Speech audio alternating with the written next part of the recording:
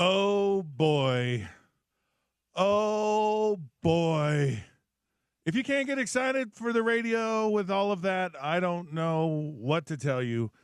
Scott Mitchell here. It is the Sean O'Connell Show here on ESPN 792.1 FM. Proud to be a part of Utah's ESPN radio network. I'm filling in for Sean today and tomorrow. It's Thursday, which means it's Throwback Thursday. I don't know where we're going to throw it back to, but we are going to throw it somewhere. I'm going to throw it all over the yard today because that's what we do. We love sports, love to talk about them. Great show today. We've got Coach Gordy Chiesa. We've got the data guys. We've got some great stories about NFL owners. We've got some rivalry stuff. We've just got a fun show today. And we might have OC. Yeah, still waiting for him to confirm. He is in Orlando again, Universal Studios. That's where this round of PFL fights are happening all month. So yeah, that'll be fun. So yeah, we'll see if we get him. If not today, then probably tomorrow with those. We will still survive. We'll have a great time today. Thank you for tuning in. Listen, you can listen to us live. You just go to ESPN700sports.com, ESPN 700 app, or your smart speaker, and just tell it to play ESPN 700. Of course, we have the podcast. You can go ESPN 700 Sports there. Or you can just go on demand, ESPN 700 app, and search for the Sean O'Connell Show. Our show today is, and every day, is brought to you by Les Schwab Tires. Les Schwab has the tires, wheels, and accessories for whatever your drive. Stop by your local Les Schwab today, and their professionals will get the job done right the first time. All right, so much crazy stuff going on in sports. There's always headlines. There's always things. So I thought it'd be fun this first segment of the show to kind of talk about the news of notes. On my show, The Down and Dirty, which you just heard, it's always here on ESPN 700 every day from 10 to 11. I'm scrunched between Dan Patrick and the Sean O'Connell Show. Anyway, so we do the NFL news of note, but I thought it'd be kind of fun to do just news because there's so much news going on. I learned this yesterday. This is a fascinating thing. And there's a lot of changes happening in college football, and this is one of them. The teams are only allowed 105 players on their roster. And most of the teams right now have more. Now, we've seen some comings and goings in the transfer portal. Haven't really heard a lot from Utah as far as players coming or going, but we do know they're looking for a wide receiver. They're looking for a defensive tackle. They're looking for maybe a running back and maybe a corner. So we'll see kind of where that goes. Of course, the spring game is coming up on Saturday. You heard that with Bill Riley. Both Bill and I will be on the call, and it's on television. So we're going to move up in the world a little bit or move down, depending on how you look at things. Anyway, so each team gets 105 players. If you lose a player, what do you think happens, James? Don't look at the sheet. Can you go get another player, or you're just out of luck? I don't think you can get another player. You cannot get another player. Yeah, beginning of this season, 105. 105. That's the cap. Somebody gets injured. Oh well. So you better. This is gonna be fascinating. Now I don't know. Sorry, correct me if I'm wrong, Scott. Since COVID, when they gave everyone a free year of eligibility, it's been over 120 players, right? If you count the practice squad players, it's about on each program. It's a grundle. It's a grundle of players. That's so well over 105. So when you had injuries, you could elevate guys from the practice squad easily. Right? You had reserves. Practice squad. You had not a college term, but they technically it was.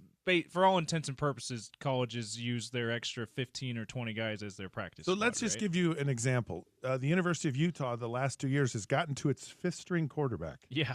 There is no such thing as a fifth-string quarterback anymore.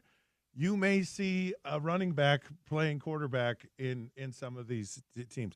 And that's what it will take. It will take some crazy thing happening before they change it. They did try to have a thing where you could actually replace a player. That was one of the original iterations of this new plan by the NCAA. But right now, 105 players, someone gets injured. Oh well, bad for you. Now the Running Utes got a couple of commits yesterday. Yes, they did. In the basketball portal. I don't know much about these guys. Hopefully you do. James. But a high school kid, forward Kendall Sanders, 6'7" forward out of IMG Academy in Florida. And the other one is a transfer portal guard, Elijah Moore from Syracuse. He averaged 5 points a game for the Orangemen. Are they still the Orangemen? No, they shortened it to Orange. Yeah, Orange. It's just a while ago, but yeah, it used to be Orangemen. Yeah. Yeah. I don't know a ton about. I haven't watched a ton of their games either, Scott. But Kendall Sanders, I mean, he comes out of that's a powerhouse program, IMG Academy. So he also comes from that was by way of the Los Angeles area. So he's originally from LA, but played his high school in air quotes in Florida at IMG Academy. He's kind of zigzagging all across the country. Yeah, California to Florida, back to Utah. Which is way more common now than it ever was, so. Scott. As you know, I mean, AJ Devonta is not from Utah, right? But he's playing his again air quotes high school yeah. ball in another IMG Academy type place here in Utah. So, yeah, certainly a guy that a lot of people are excited about.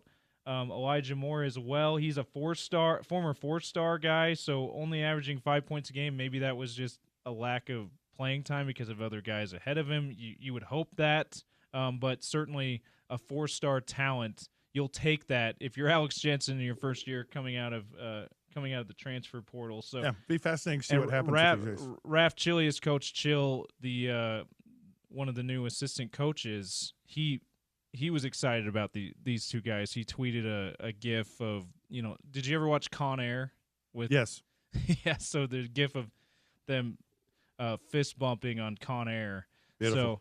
So he's excited. So he's excited about these two guys, which tells me if even us that don't know a ton about these two guys, we should probably be excited about them as well. Well, we'll watch and hope that they bring prosperity and success up on the hill. The Red Rocks, of course, are in action tonight in gymnastics semifinal. It's at 7 on ESPN2. That's for the Nationals. So go Red Rocks. Now, here's another thing I think is quite fascinating.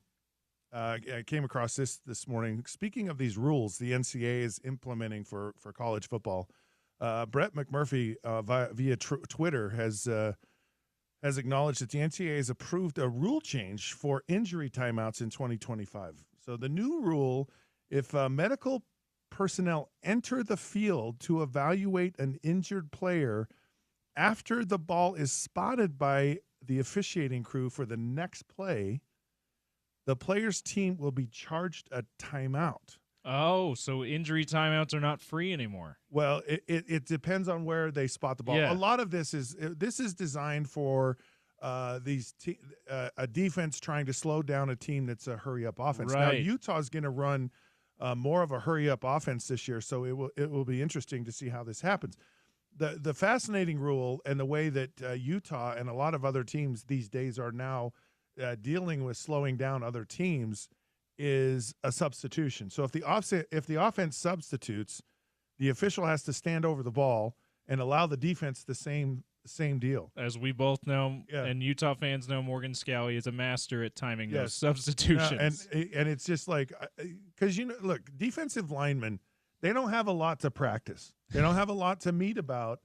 So they figured that this is the duty that they could handle. Yeah. Especially since they're your biggest guys, right? So they're going to be the slowest guys to run on and off the field.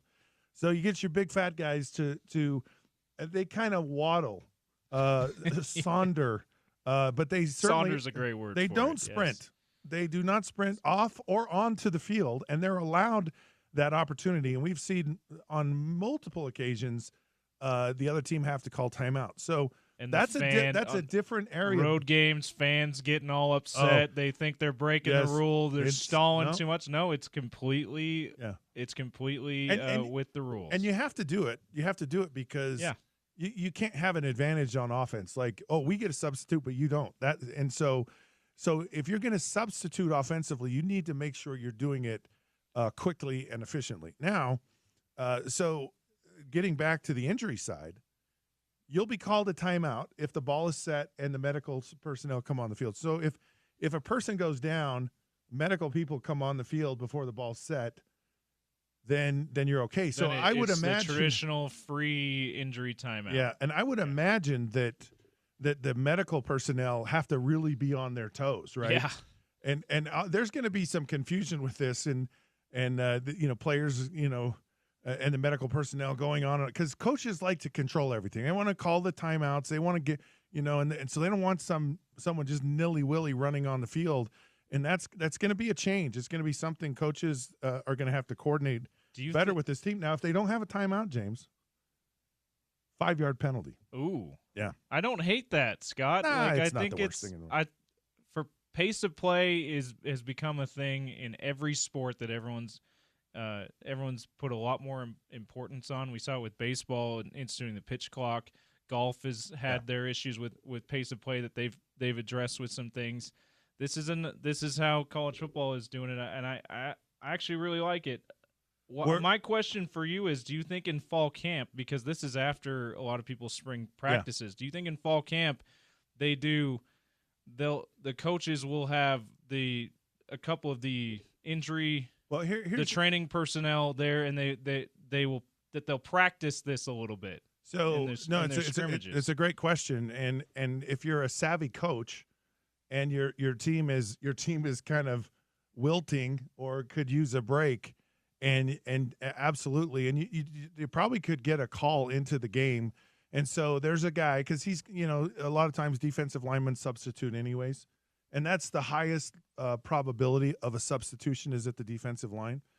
So you just you call red bird or something. I don't know. You just have some word, and that way the player goes down. The medical personnel immediately get onto the field, and they assist that player in that situation. Again, knowing the University of Utah, knowing a lot of these coaches, they're going to figure out how to make sure that they can utilize this rule to not circumvent the rule, but use it to your advantage. And there is an advantage, but it does take coordination. Find whatever loopholes there might be. Yeah. And just like they did with the substitution rule. So they'll definitely do this. Nico Imale-Ava, quarterback who used to be at Tennessee, is now apparently transferring to UCLA. I talked about this on Sean's show. I talked about this on the Down and Dirty, and my feeling about all of this was nobody cared. Tennessee said, okay, fine, you go. Think you can get more? Go ahead and try. Because we're in communication with 10 people already.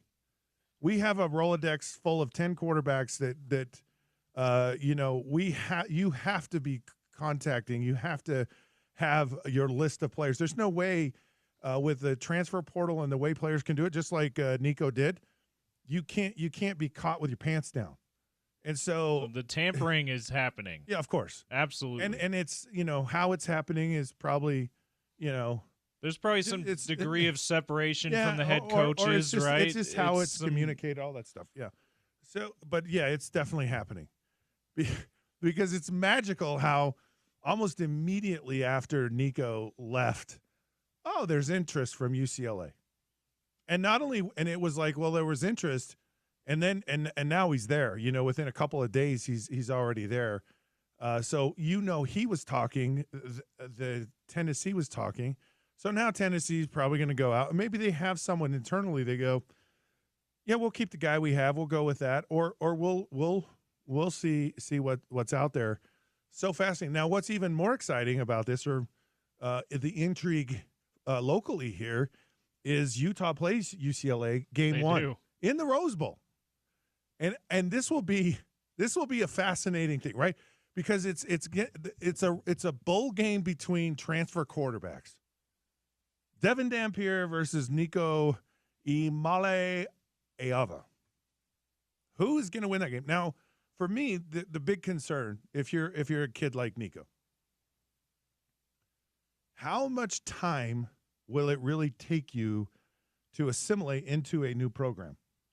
The beautiful thing, and you hear this from everyone at the University of Utah, that they're excited about Devin Dampier, is because his coach, his offensive coordinator, is bringing the same system that he was highly successful at.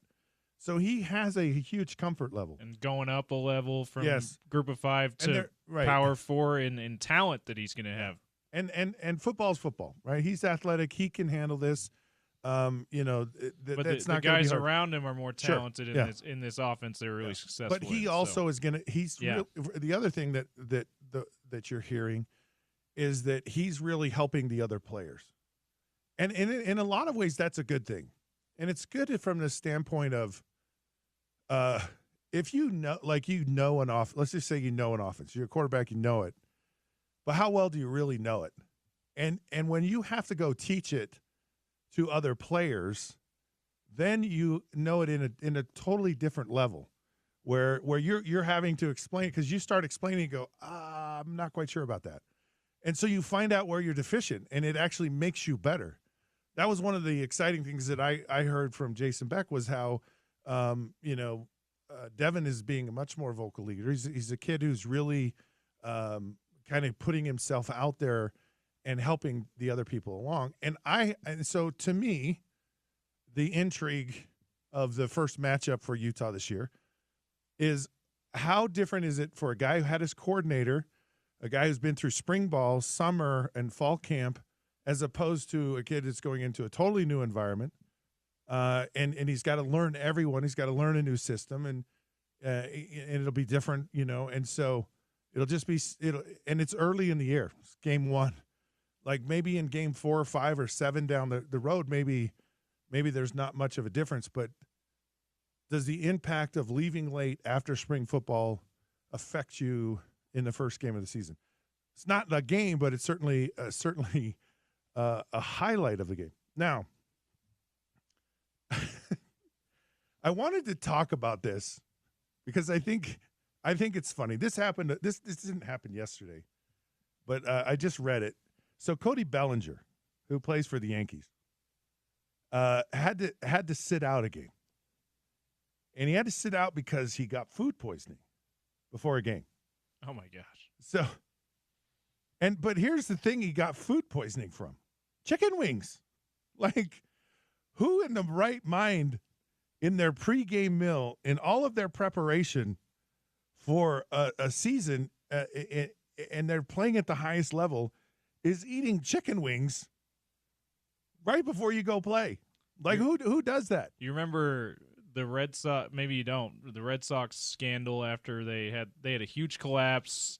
2011 season, I want to say they had almost a 10-game lead in September, lost it, missed the playoffs, and then it came out that guys like Josh Beckett and John Lackey were drinking beer and eating fried chicken in the bullpen during games. Now this is something that was part of the NFL when I first got there. Okay, I'm just telling you, it was part. We had a snack, the team snack, the night before the game, and it was worse than it wasn't worse than beer. I mean, they served beer. It was probably a big snack. It was too, like right? It was like cheeseburgers and cheesecake and these humongous chocolate chip cookies. I mean, none of it was good. Yeah. There are players, Hall of Fame players in the NFL, who actually were out drunk the night before. I mean, there are tons of guys. Great stories from the NBA in the 50s and 60s with this kind of stuff too. 70s too. Here's what's even crazier. It's as crazy. There were drugs is a thing. Okay, no one really talks about it, but players, and I hated taking aspirin. Okay, I was like, I would feel the pain, and I was in pain most of the time during the regular season. But there were a lot of guys that played. Cocaine was kind of the thing. Yeah, at the time they play. I mean, I know there's a baseball player who said he was high on LSD and I think he threw like a no-hitter or something. He played for, I want to say, the Mets, probably in like 71 or something like that. But yes, J.R. Richards. Thank you. Yes. Anyway, so, Houston asked. So that's right. So here's a guy eating chicken wings, right? I mean, how do you nowadays? I was so anal about my pregame ritual. Like the food I ate was exactly the same. I wasn't going to go out somewhere, where I was, I was going to get sick. Now, first game I played in the NFL, I actually was in the hospital the night before the game. It wasn't food poisoning, but it was, Yeah, and in fact, I didn't sleep the whole night. So this is your first game going in after Dan so got injured? So he got injured during that game. Oh, okay. I'm at the hospital the night before the game, and they go, "Oh yeah, Scott, he's not going to be able to play tomorrow." And our athletic trainer says, "Doesn't matter, he doesn't play anyway." Yeah. So it's no big deal. All right, he's just the backup. They threw me in a hotel room. I didn't sleep the whole night, all by myself, because I apparently I was highly contagious with pink eye. Oh my goodness! And I mean, puke in my gut. Just horrible night. Didn't sleep a wink. Went to breakfast, and the team doctor said, "How do you feel?" I said, "Well, I have no energy, and but if I could play in an emergency." He said, "Well, suit up, don't warm up, and just stay away from everyone. Yeah, don't touch anybody. Don't breathe. Don't try not to touch your face. So if you certainly don't touch anybody after you touch your face. If you could imagine, I walked on the football field in my uniform in the pregame warmups and didn't do a thing. Like I didn't do a thing. And about halfway through the second quarter, Marino blows out his Achilles, and I go in the first play. Didn't have a pregame meal. In fact, I hadn't. Any meal I'd had for 24 hours was IV, long gone. I didn't have an IV. I didn't have any. Oh, nothing. No, I throw an interception, 97-yard touchdown return on my first play. So I didn't know that was the sort of the backstory before you filled in for Dan after he got sick hurt. as a dog in the hospital. Oh my goodness! Got sick flying on the airplane to go to Cleveland from Miami. And you still won the game, and you went out. What was the win streak after that? I won like 5 in a row. It was like 5 in a row. It's named AFC Offensive Player of the Month. Story. Yeah, it's really was a story. So I think about because this routine players get in. Wade Boggs had to have chicken. Hall of Fame third baseman for the Red Sox, and he was one of those guys that was so ritualistic. Most guys are ritualistic. Look, I'm the biggest fan in the world of chicken wings, but it would be the last thing in the world that I would eat in a pregame meal. Now, baseball, maybe it's different. They're certainly superstitious baseball players from what we've heard, but they're a lot more laxed about stuff. But but nowadays, I would say that's probably different with all this. Everyone's gotten into the sports science and nutrition. Every team's got a strict nutrition thing in every sport now. It seems like it's weird chicken wings would pass that test. Yeah, if you got chicken wings from say like a Chinese restaurant. Yeah, because the rule is if you go to an ethnic place, you eat the food. You don't go to a Chinese place and get a steak, right? Yeah. So maybe he had chicken wings from some ethnic place that was not good. Maybe Buffalo Wild Wings had a bad batch. I don't know, but I would never in a million years, and I'll eat about anything. But when I played football, everything was off limits. Okay, I want to read you a quote from Mike Vrabel. So he's the head coach for the New England Patriots. Of course, he's a great player for the Patriots, coached with the Tennessee Titans. Now he's in his first year as head coach, and they picked number 4 in the draft. So he said this, where we're drafting at number 4, there's a handful of guys. We're not in the market for a quarterback. That ought to eliminate anybody that throws the football. That made me laugh so hard. Yes. When I read that, it's like, now here's the crazy thing, okay? He says this, but when he gets in the draft room and he gets under the pressure of the draft, it would be the most hilarious thing in the world if he drafted a quarterback. Yeah, if he goes, what, we'll take Shedeur Sanders. Fine, Shedeur, we'll take you. We need someone to push our great quarterback who had a really good rookie year, Drake May. We just need someone to push him a little bit. That would be the most subterfuge gamesmanship statement of the entire draft of all drafts. Because eliminate anybody that throws the ball. Right. Everybody's lying. You got to think he got annoyed by the reporter who asked the question or how they asked it, because that sounds like, okay, so we're not going after anyone who throws the ball. Yeah, so you guys can eliminate anyone, Maybe he already said. We're not gonna draft a quarterback. So he's like, okay, enough of asking about that. Well, man, he probably went a little further and said, look, we're just gonna draft someone who doesn't have arms. Like that way that'll eliminate anyone who has arms. There's no chance whatsoever that this guy will be a quarterback, because even if it's even if it's some guy, because now everything that's going to be in vogue in the NFL is a two-way player. Travis Hunter is entering or ushering in a new era of NFL players.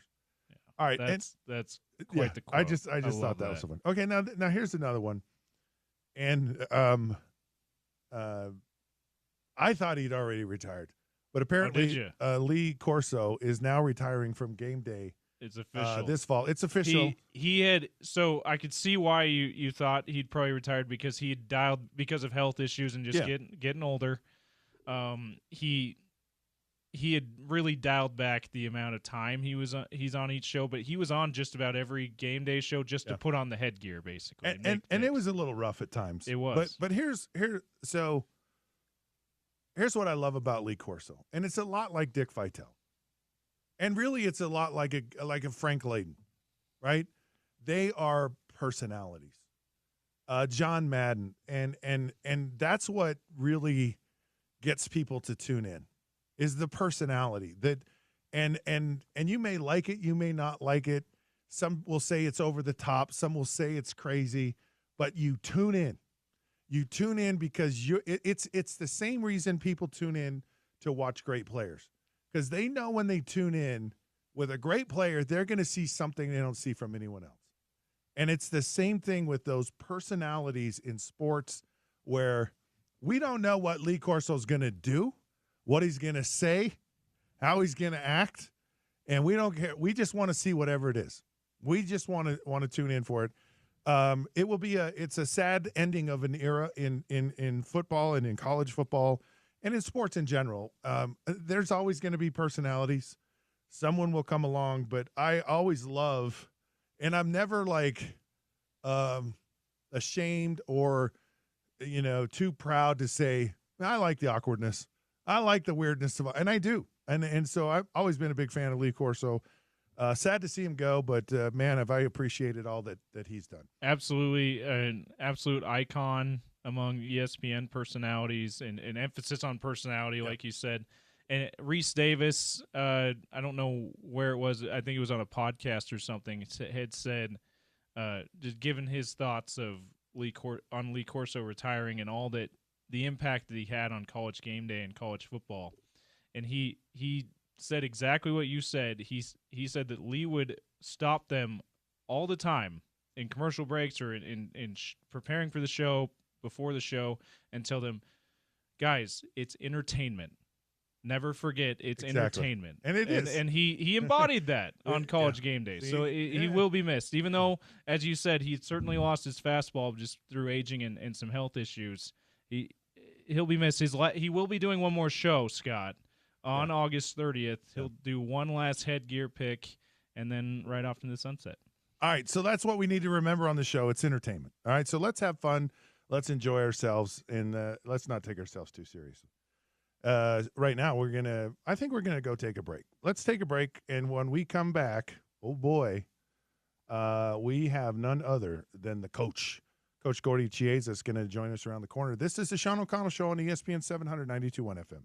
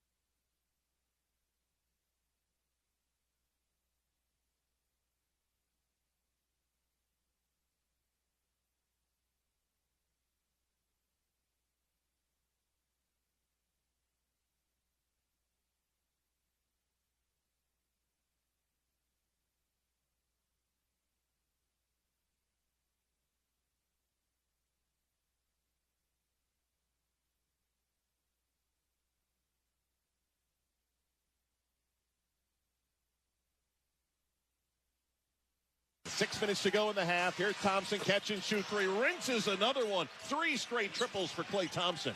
He was 0 for 10 against Sacramento in the play-in last year and missed his first 2 tonight. Dallas up 11 and with the ball, 5.5 to go in the half.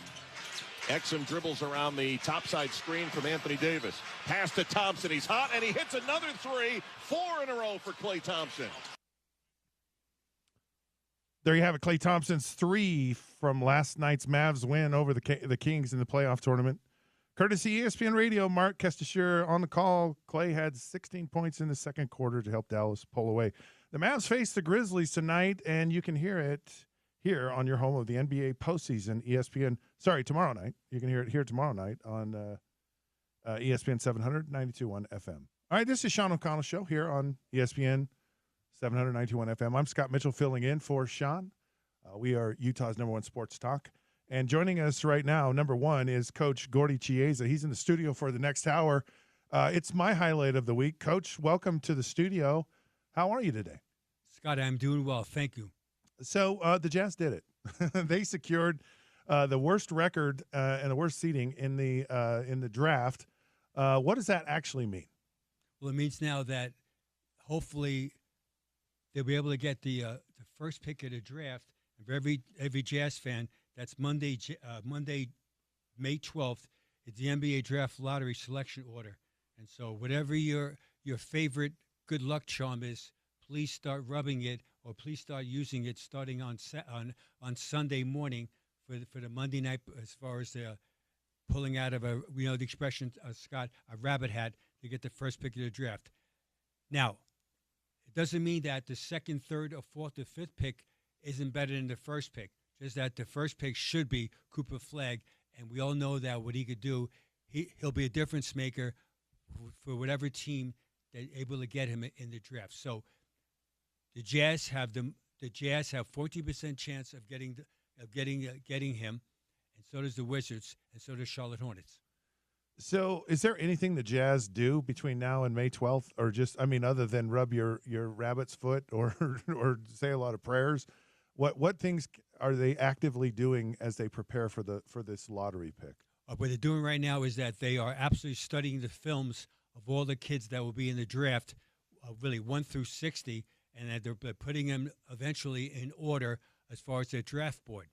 And then they're going to interview them either here in Salt Lake City or the Combine, which is in Chicago, which is Sunday, May 11th through Sunday, May 18th. And that's where all the teams are going to be there, and the players that will be draftable will be there as far as either playing in the games or, if not, minimum, they're taking the physical and doing the psychological testing.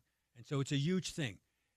However, with the top 5 or 6, 7 picks of the draft, there'll be even more scrutiny. And that what you want to do is dissect the player and his personality if he does fit in.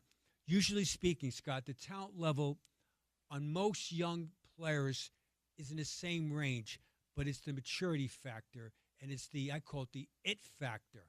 Only certain players have the it factor, and that's what you want to try to do, is get one of those guys that have the it factor. So, for example, LeBron James, it factor. Luka Doncic, it factor. Larry Bird, yesteryear, it factor. Right.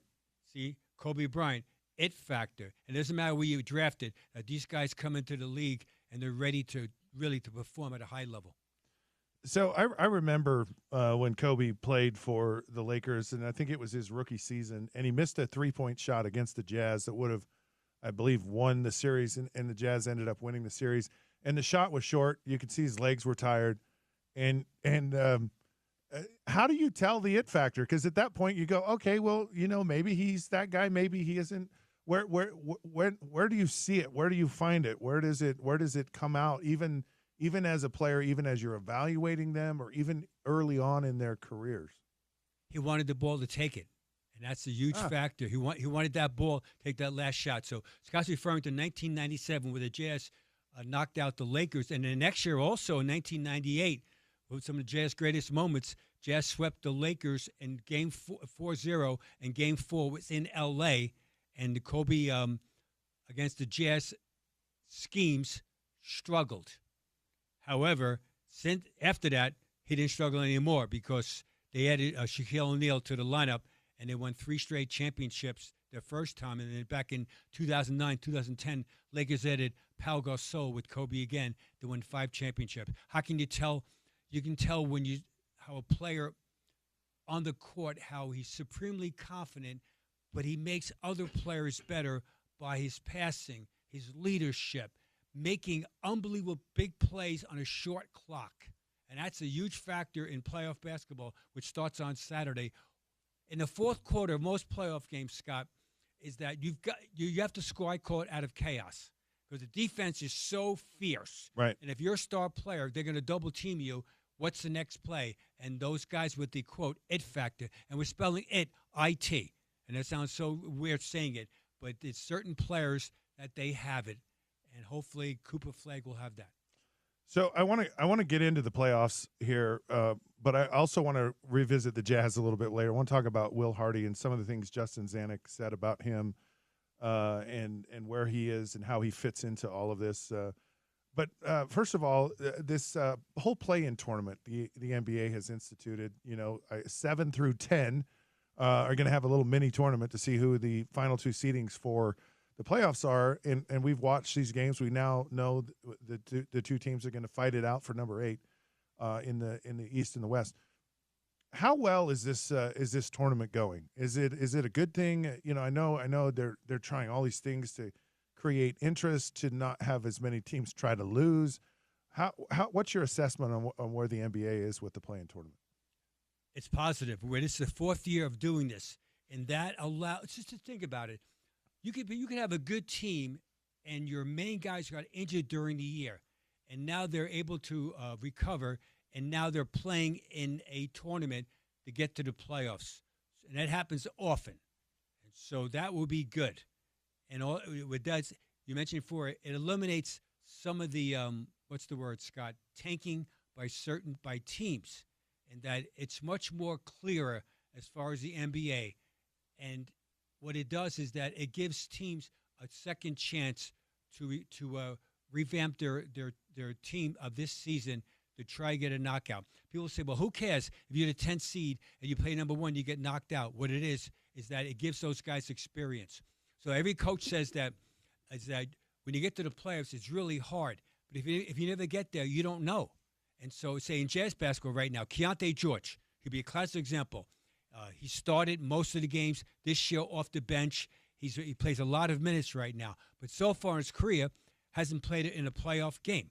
Zion Williamson has never played in a playoff game in his career. And so that's the reason why, even if you lose in the first round, you have a reference point for the young guys. This is what it takes to win. Usually speaking, when you lose in the playoffs, it's forever in your mind. Where the off season, you really focus on the things that you didn't do individually as a team, and next season it's one of your strengths. Yeah, I mean, going back to Kobe Bryant, I had to believe probably those early years of exiting the playoffs probably were a lot of the fuel that built the fire and fueled the fire for Kobe to go on and have that success. And I know from being a professional athlete, like game reps are that there's no better experience than game, no matter where they are or really no matter what the outcome is. It's a really good thing. And the other point I thought was interesting you brought up was about how some of these teams have had injuries and you don't have that time to kind of build some chemistry, especially like you take Dallas. Anthony Davis kind of shows up, Klay Thompson all of a sudden starts playing. How long, when you do have injuries during a season, how long does it really take a team to kind of get into a flow, get into a rhythm where they could be competitive? Is this Dallas team? Is it some even still to watch now, or are they just ready to get the season over because of the Luka trade? So where do you think Dallas is, or a team that's kind of fighting through injuries to get into a rhythm to play well in the playoffs? It takes 15 games of playing. We left out Kyrie Irving. So yes. Kyrie Irving is out. He's out till probably next January 15th, as far as with the torn ACL on his left knee. And so if they had Irving with this crew, who knows what would happen. Because let's not forget, last year they lost in the NBA Finals to the Celtics 4-1. Last July of 2024, they were saying in their quote, their war room, we're going to be champs this year. We're going to really be good. We learned some great lessons that were painful in the NBA Finals. We have to do this to get back there. It didn't work out that way. This now, by winning last night, and now they got to win another game on the road against the Memphis Grizzlies on Friday night. And if they do win that game, they will play the Thunder on Sunday. But in their tiny universe, they're saying, who cares? We want to play. And that, again, I'm using the player's point of view. All this talk about this and that, if you're a player, you just want to play. I want to prove everybody wrong. So let's talk about the games last night. Dallas played The Kings, and then the Heat played Chicago. Just give me your thoughts about those two games and what impressed you, and where things kind of landed. Well, what impressed me right now was Klay Thompson. He sort of promo where his last game for the Warriors against the Kings, he shot 0 for 10. That was last year. This year, in a play-in tournament, he shoots 8 for 11 overall, 6 for 7 from threes, and he scores 23 points. But it's how he got them. In that the second quarter, the Mavs scored 44 points and punched the Kings in the gut, and the Kings really didn't respond. Anthony Davis, you mentioned about the trade, 27 points, 9 rebounds. But the telling factor was that the Mavs moved the ball beautifully, and that they took 28 measured threes and made 14. So they didn't shoot recklessly. They valued the possession. See, in playoff basketball, unlike the regular season, for the wrong reason, I might add, is that you have to value the ball. Yeah, it's my turn to shoot right now. Says who? Says who's your turn to shoot? And so just casting a wild shot. Last night's game, the Mavericks did not. They took 28 threes. They made 14, 15%, 50%. Add to that, G League. What are you talking about? Brandon Williams played in the G League 3 weeks ago. I saw him play. So he's a two-way contract guy that was signed the other day for a standard contract, which is roughly $1.98 million. So now in a playoff tournament game, last night he gets 17 points, 5 assists in 18 minutes. Good for him. I don't know him personally. Wow. All I know is the purist that I am is that he was in the G League 3 weeks ago. Suddenly he's out playing the Sacramento Kings guards off the bench. That's the beauty of it. This is just a curiosity question. How does it work where he's in a two-way contract and then he signs a standard contract for the play? Does it get paid all? Is it for the following season? Is it for the end of this season? I guess how much money is this guy going to get paid for a new contract at the very end of the year? Okay, answer. It's prorated. How many games he played? He did okay. it prorated. Got it. But it might be next year also. As far as so you got a contract this year, meaning the last few weeks of the season, standard as far as that, and it might be next year, January 10th, as far as the guaranteed money deadline. They're saying that you're going to get paid next year.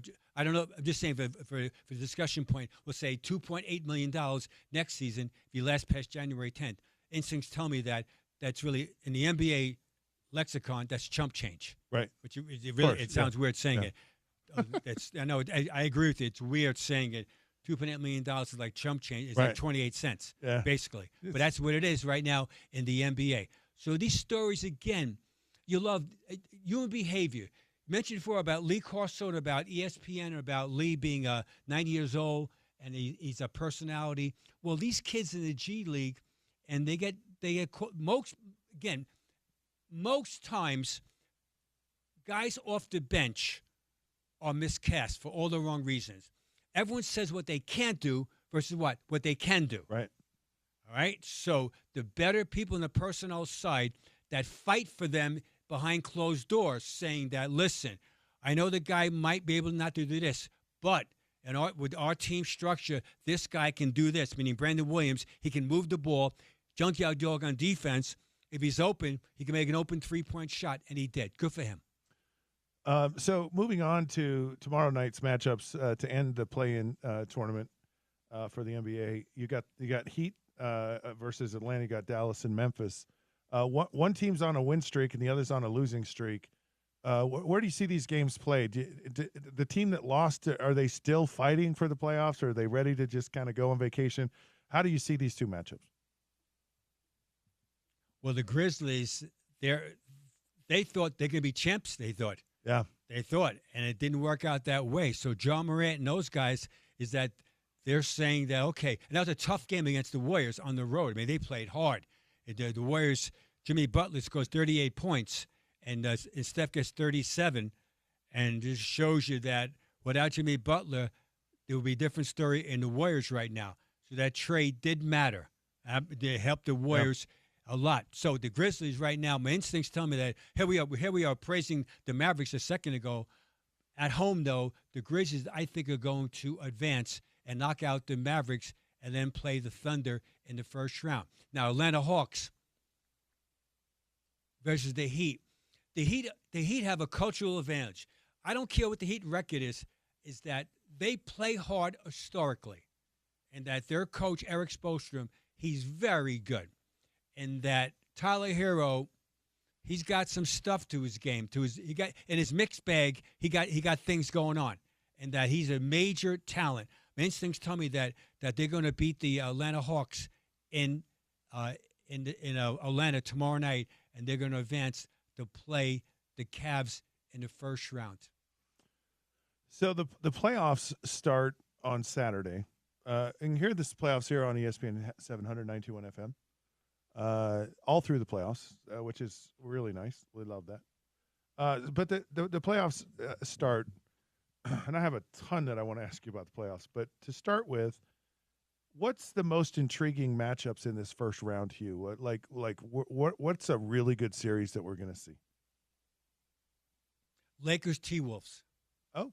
Yeah, Lakers T-Wolves. Yeah, that would be good, wouldn't it? Absolutely, because the question that the T-Wolves are good on the boards, into it Rudy and Naj Reid, and so the Lakers, they have to rebound by committee, and Anthony Edwards, he's fearless. He's the first team All NBA, and he's going to say, okay, all right, I'm going to get 45 against you guys. Now, with Luka Doncic and with LeBron James and with Austin Reeves, they're not going to allow that.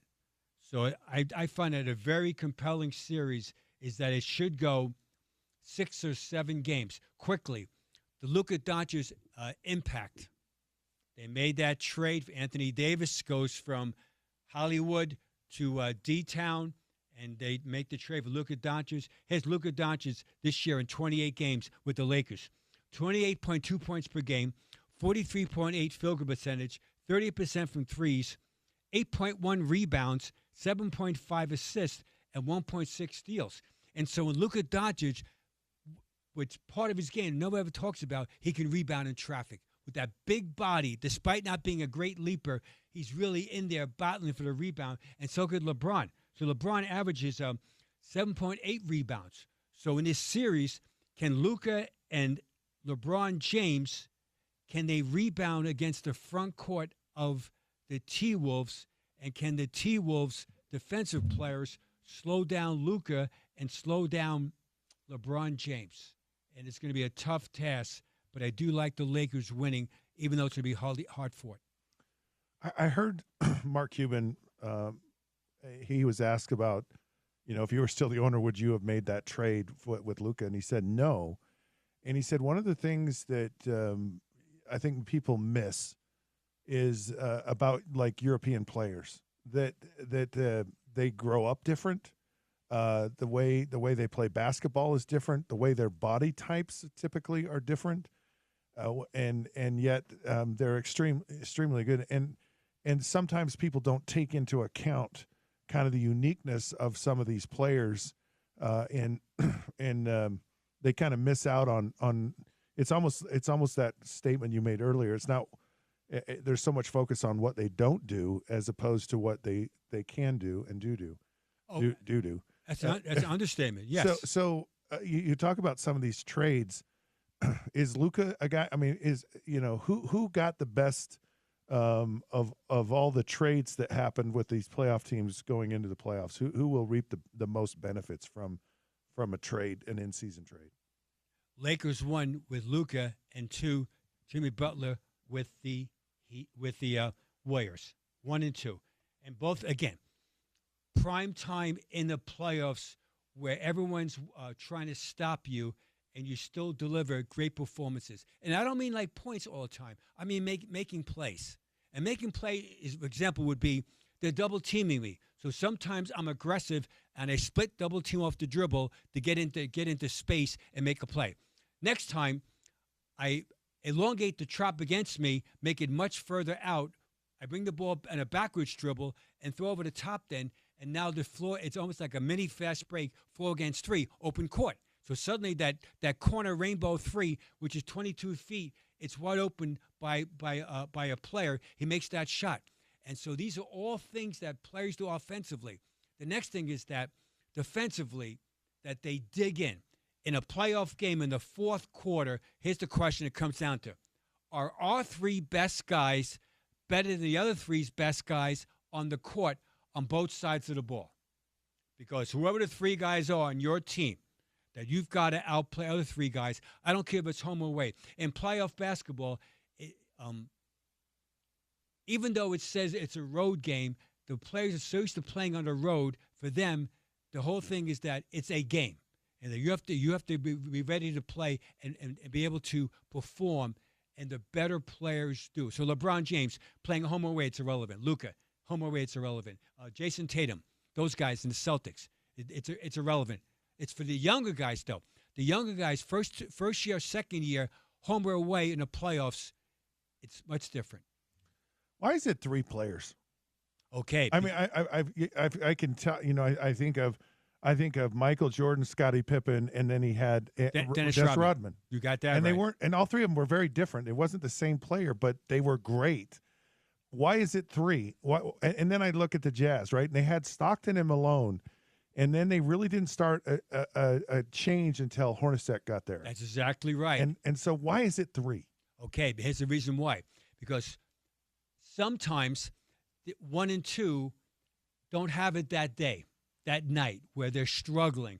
Even though they're absolutely focused, you know, they're struggling. They get an early foul trouble. The ref gave them 2 unbelievable cheap fouls, so now they're playing back on their heels. And they're missing, like, we'll say, 14 minutes during the game, especially playoff game, which is critical. So that third guy that you have on your team, he takes over. As you mentioned about, but in Jazz basketball in yesteryear, just for 1 second, the Jazz overachieved because Jeff Hornacek and John Stockton, they weren't the greatest athletes, but those guys were basketball players. And so when the Jazz lost to the Bulls, and you know the numbers, everybody knows, and forever, those iconic numbers, is that the question came down to is that John and Jeff Hornacek were trying to body up on Michael Jordan and those guys, and Ron Harper and all the other Tony Kukoc, and those guys are much more better athletically. That's what they came down to. And then Karl Malone was trying to do everything for everybody as far as physicality. Let's not forget, in that series, when in Game 5 a long time ago, the Bulls had all the balloons ready and stuff. Karl Malone gets 39 points on the road to start the balloon count. Let's fast forward it. 2 days later, Michael Jordan got what? The killer game against the Jazz in Game 6. And in that game, in Game 6, people don't realize Jordan scores 45 points. He missed 20 shots. Wow. Missed 20 shots. I know the one he didn't miss. But he made the one that mattered. I understand it. Absolutely. Yeah. Agreed. 100%. But Brian Russell and Shandon Anderson and those guys, God bless them. It wasn't a lack of effort by that with Jeff Hornacek. It wasn't like he missed 20 shots in that game. He shot 15 for 35. Yeah. That shows how great he was. And the Jazz were almost great. Yeah. Almost. Oh, they should have won that game. Oh, I watched it recently. I really did. I don't know why. Yeah, it's always on. But I watched it, and I was like, oh, how did they lose this game? So, Scott, every time it's on TV, people, like, text me, yo, Gordy, Gordy, they're showing you have black hair right now. You're so young. Gordy, like, is that you? Like, you look so different. Really? Yeah, it's me. Yeah. And so that's a little subplot. Right. Add to that is that they, the Bulls, they were great. They're absolutely great. The Jazz are almost great. That's more importantly right now. In Jazz basketball, in the present tense, that's what you have to think like. Yeah. You've got to get these guys that are two-way players. So, for example, to win in the playoffs, you need defensive playmakers, just like in the NFL Right. with deep backs and safeties, Yep. because you have to be around the ball. So if you never steal the ball or create havoc turnovers, you're relying only on offense execution. And so you've got to get players that value defense, that understand that, okay, maybe I don't shoot straight this game, but if I can force 3 turnovers in the fourth quarter, that gives us 3 more possessions that they can't score, and we win by 2 maybe. Yeah. No, there's so many parallels because it's about finding production, right? And wherever you can find it, where if it's offense, defense, if it's rebounding, if it's just some special way to find as many opportunities or as much of a percentage of chances of production, that's where it actually happens. Add to that, so little things. So in Jazz basketball, we used to practice all the time, but in particular, to reinforce. The defense is so fierce in a playoff game. There's way more jump balls than it would be in a regular game. So, Scott, in that fourth quarter, here we go. There's a mad scramble on the floor, all right? So fighting, biting, clawing. Ref calls what? Jump ball. So it's a down 1 point with 39 seconds left. This jump ball, who gets it determines it. So we used to practice all the time about jump ball situations, what we want to do to gain the possession, the little things that matter all the time. But in playoff basketball, it's absolutely paramount. Yeah. And that's cool. And I love to watch the intrigue and all those little things. All right, we're going to take a break. We come back. We're going to kind of get into the attributes of winning a championship, like what it takes to how coaching changes, and a little bit on Will Hardy here in the next hours here. ESPN 700 FM Festival of Tees, powered by the Utah Golf Association. Each day, we're giving away free rounds of golf for the best courses in the state and beyond. Listen to the Down and Dirty with Scott Mitchell. That's me from 10 to 11. The Sean O'Connell Show from 11 to 2. The Drive with Spence Checketts from 2 to 6 for your chance to win. We'll come back with more with the coach here when we return. This is ESPN 700 FM.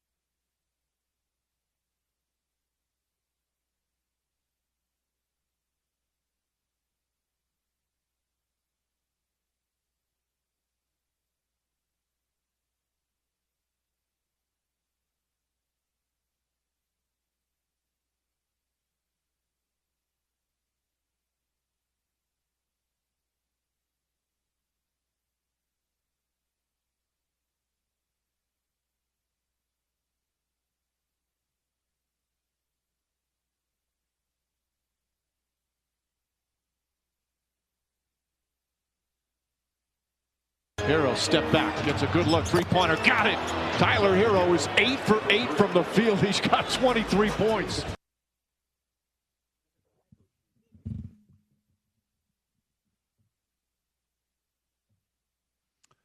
Tyler Hero's three-pointer in the Heat's win over the Kings last night in the playoff tournament. Courtesy ESPN Mike Breen.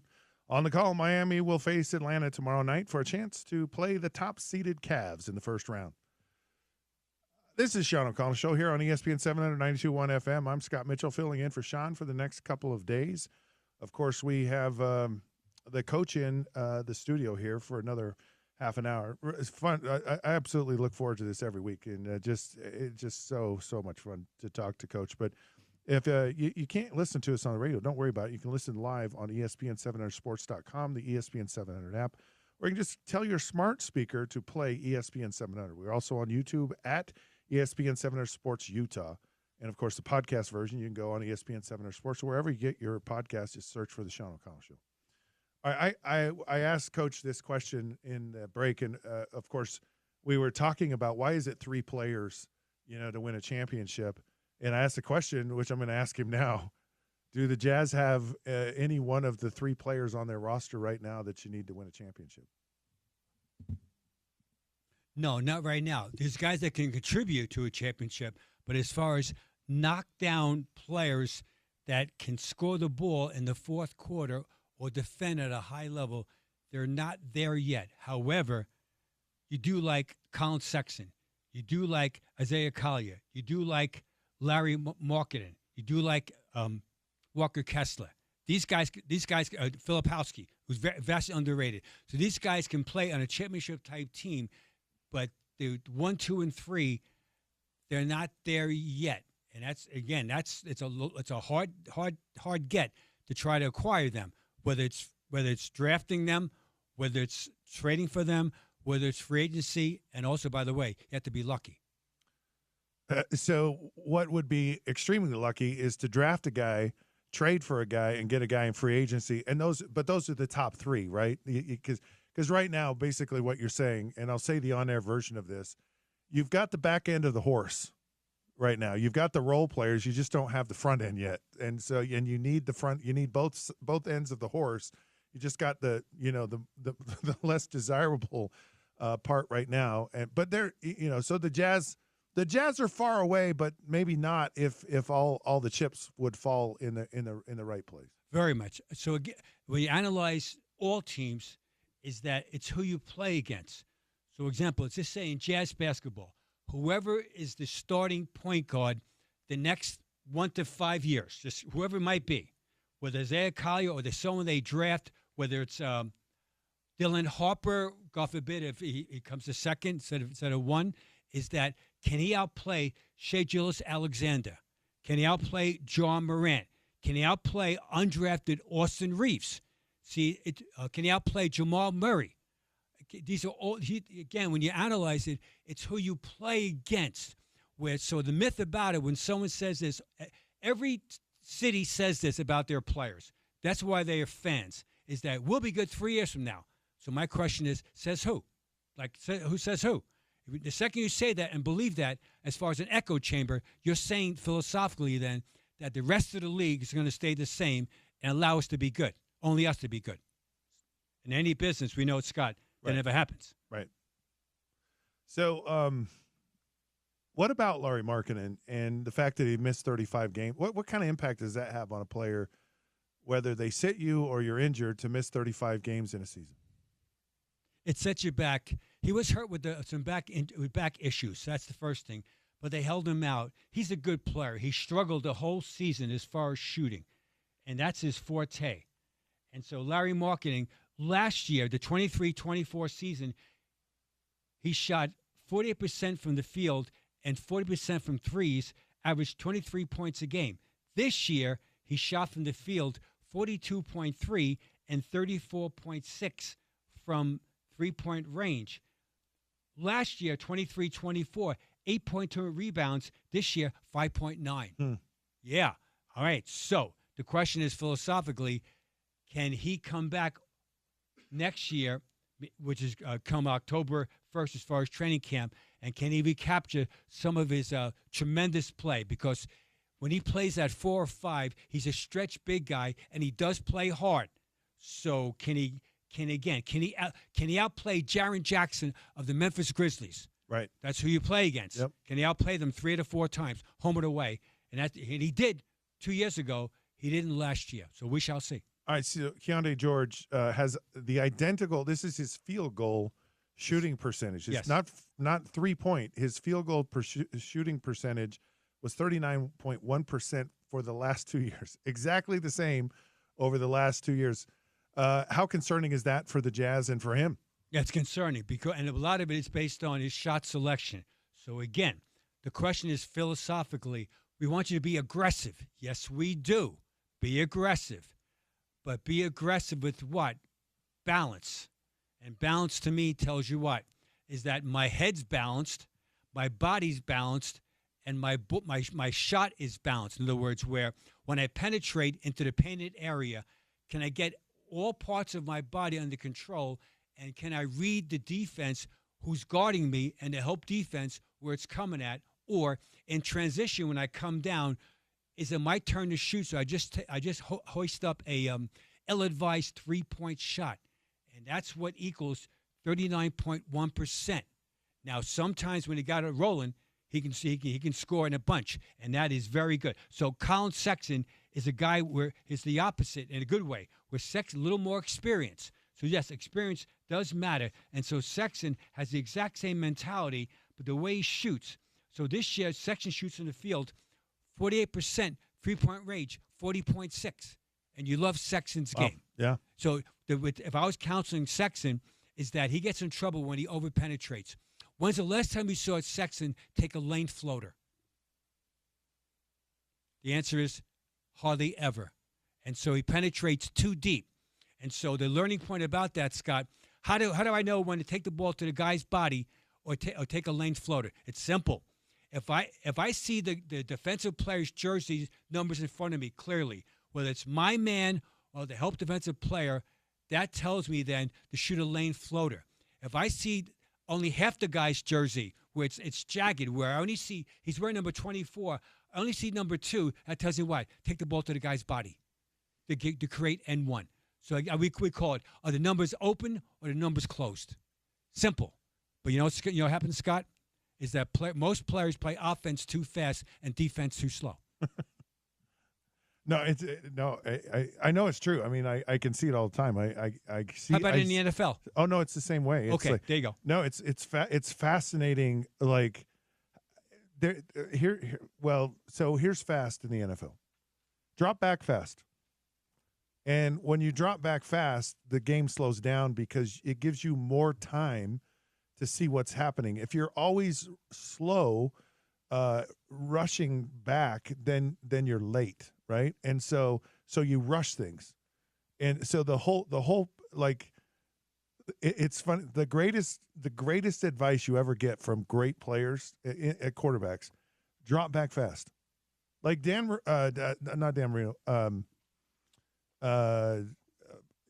Johnny Unitas went from Baltimore to the Chargers, and they had this young quarterback, Dan Fouts, and he mentored him. And Dan Fouts, who went on to have a Hall of Fame career, said the advice he got from Johnny Unitas was drop back fast, and it was to drop back fast. It slows everything down, and so then you are actually playing offense slower.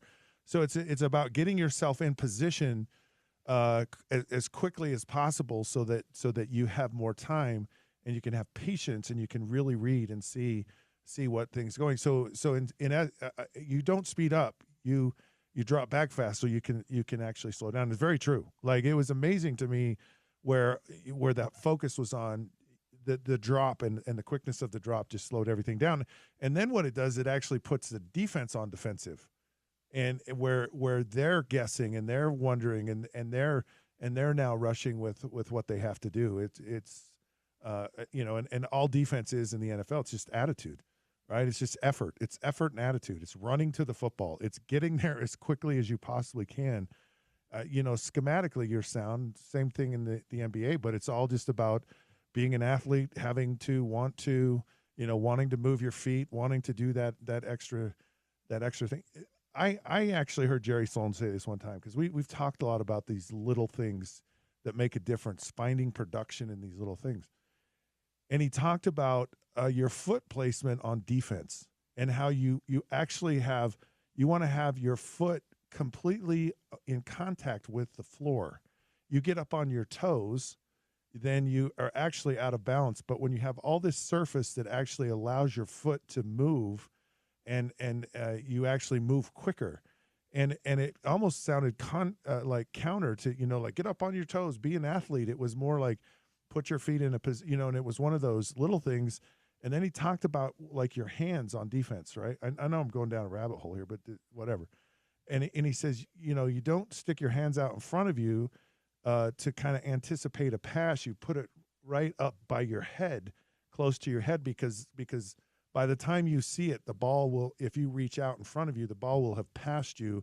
But if you kind of play outside of your body, and I just heard him say this one day. I was at, I don't know, it was like a junior jazz thing, and he was just giving these pointers.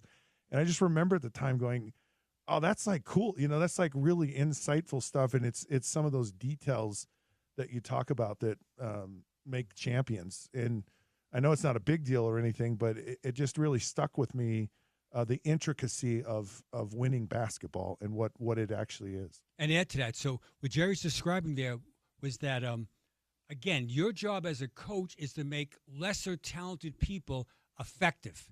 See, some players have unbelievable knockout speed burst, and so they get by on their incredible athleticism and their instincts.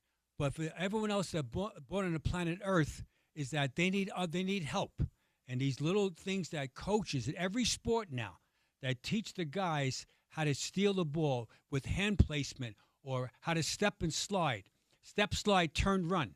These are all things that the better teams do consistently to get into coverage. And so you mentioned before about, effort's a huge part of it. Sometimes you're in the wrong coverage, but the effort's so good that it disguises it. But against better teams and individual players, you'll be exposed. And that's what you want to attempt to do.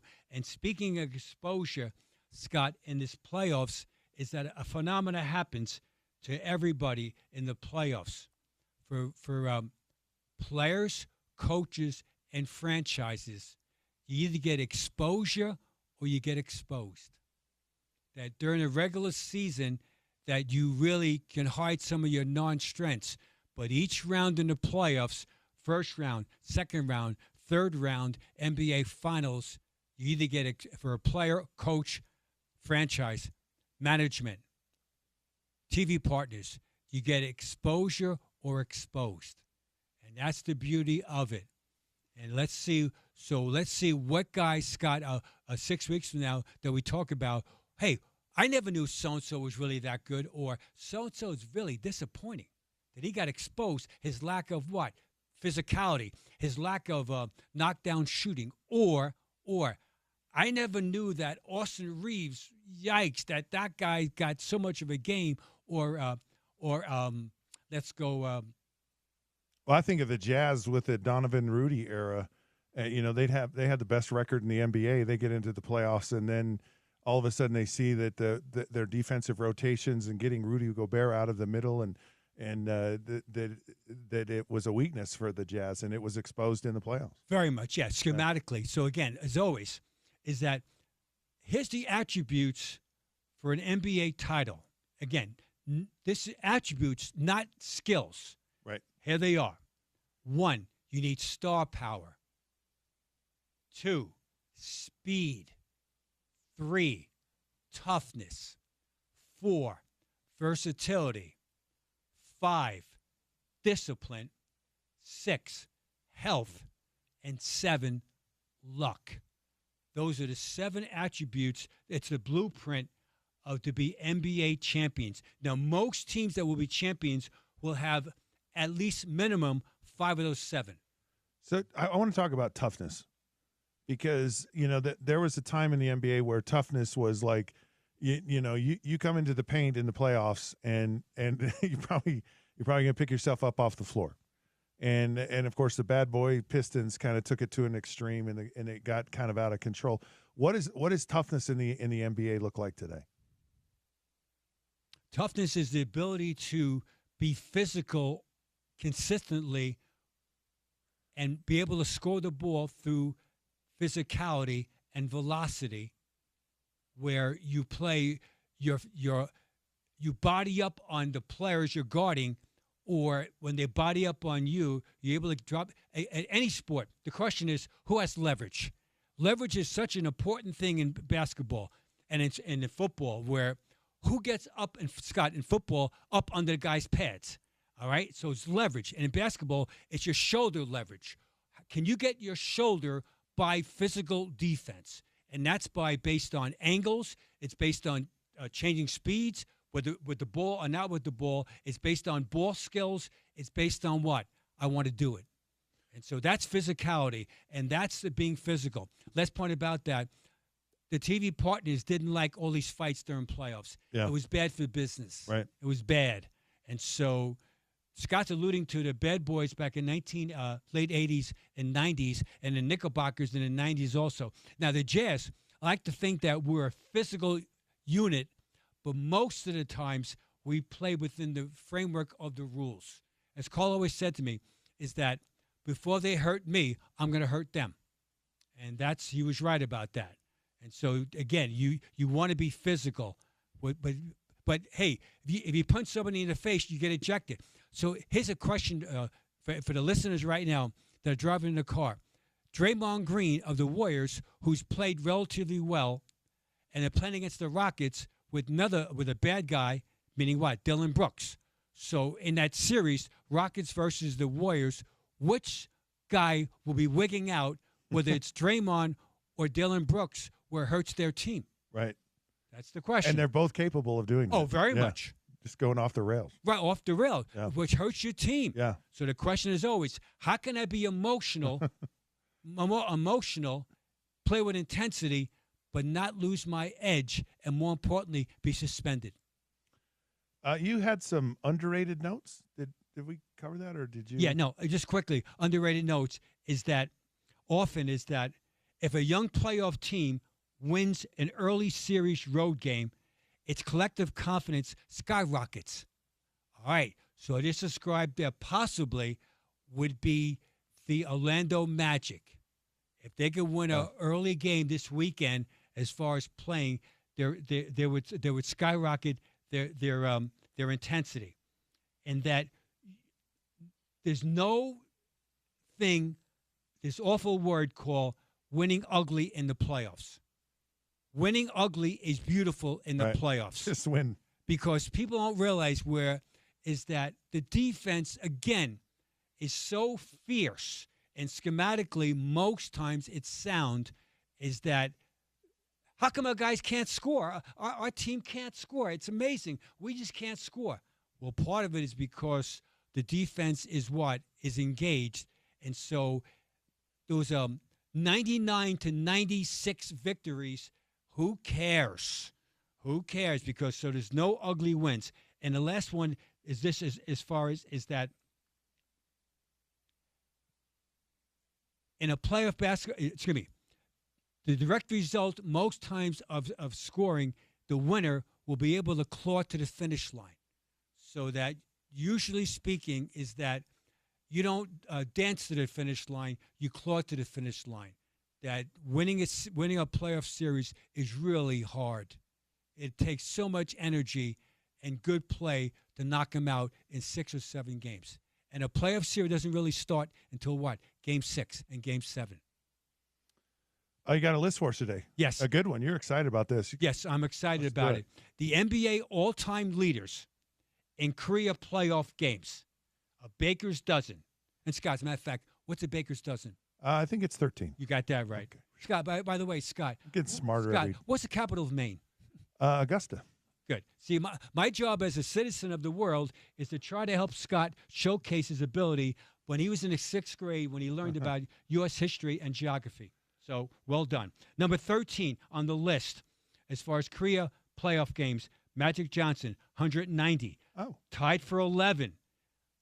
2 Jazz people, Danny Ainge, who runs the Jazz right now Wow. as executive vice president, and Karl Malone are 11th all-time with 193 playoff games. Wow. Karl, once with the Jazz, 172 with the Lakers, 21 back in 2004.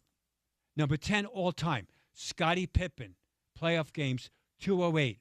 Number 9, nickname was the Big Diesel, Shaquille O'Neal, 216. Number 8, talk about leverage, shoulder game, Manu Ginobili, 8th all-time, 218.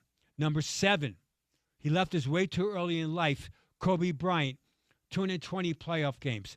Number 6 all-time, this Frenchman, this guy could score. He's an unbelievable player, Tony Parker, 6th all-time, 226.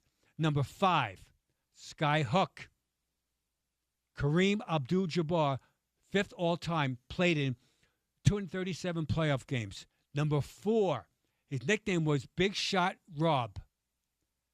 Robert Horry played in 244 playoff games, Wow. including 7 championships. Number 3, nickname was Mr. Fundamentals. Tim Duncan played in 251. Number 2 all-time, he had the luxury of playing on elite teams.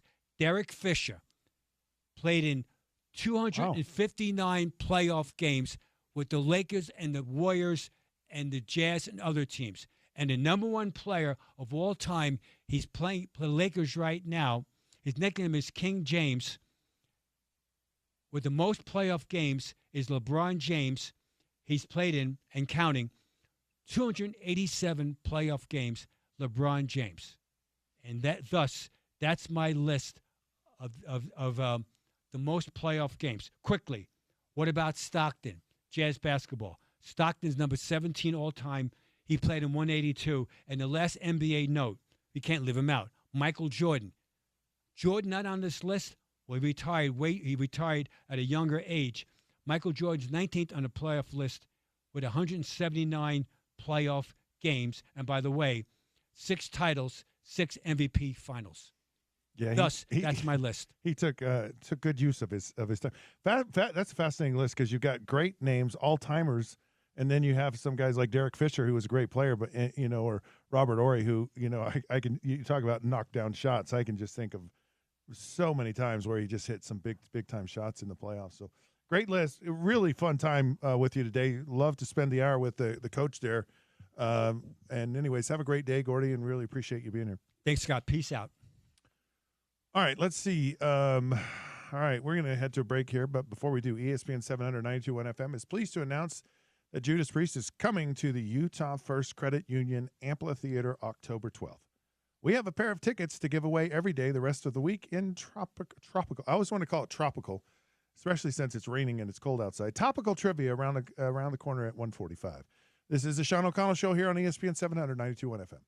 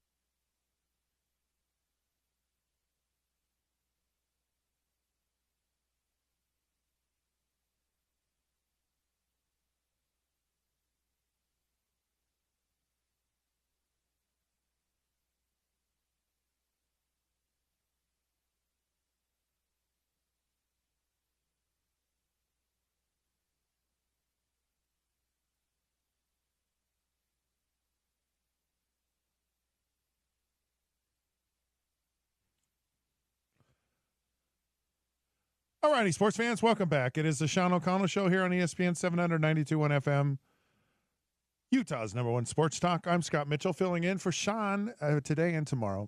So you're actually going to hear me, I think, about once a week for a couple of days over the next couple of months while Sean announces Professional Fight League.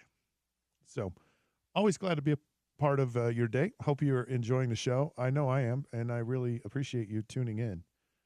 Always love to talk about sports. Man, it's so fun to talk to Coach Gordy Chiesa. It's just really fun.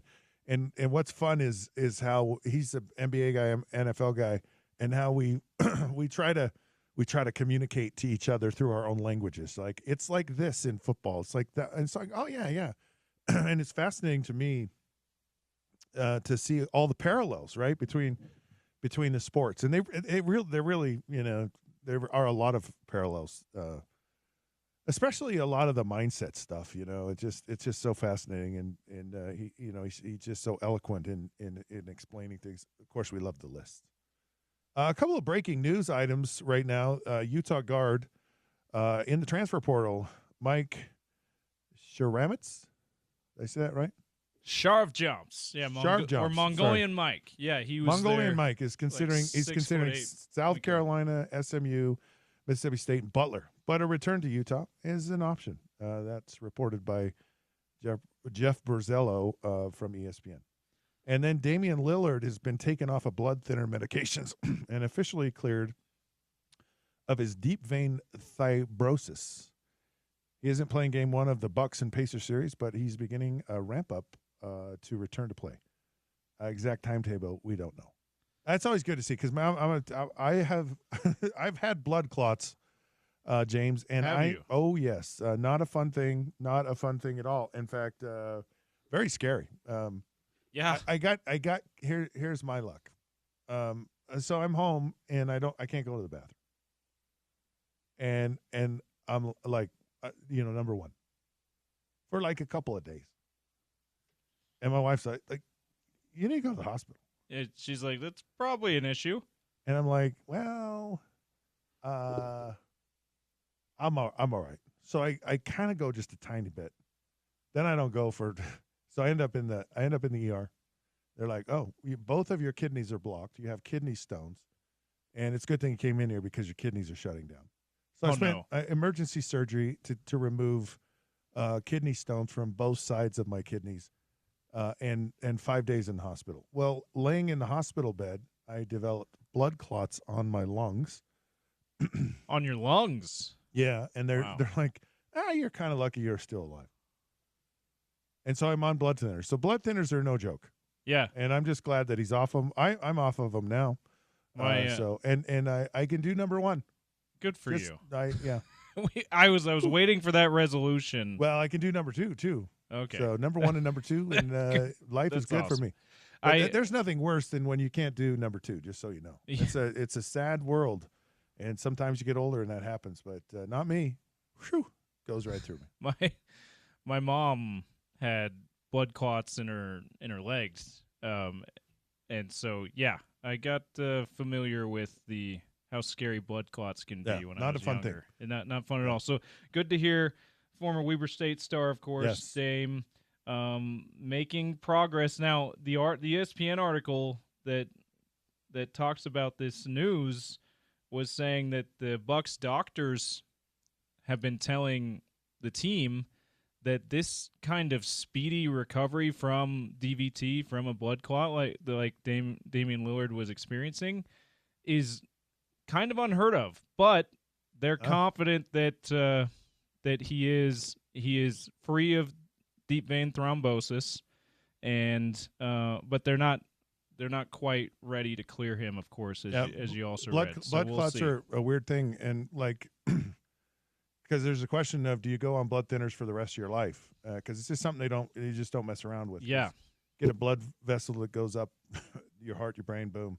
And so they found out with mine it was episodic. So that's really good to hear. Episodic means that it was, you laid in the bed for 5 days in the hospital. That's why it's nothing chronic. No No risk of it returning randomly. Yeah, gotcha. Here's what I'll tell you is chronic though.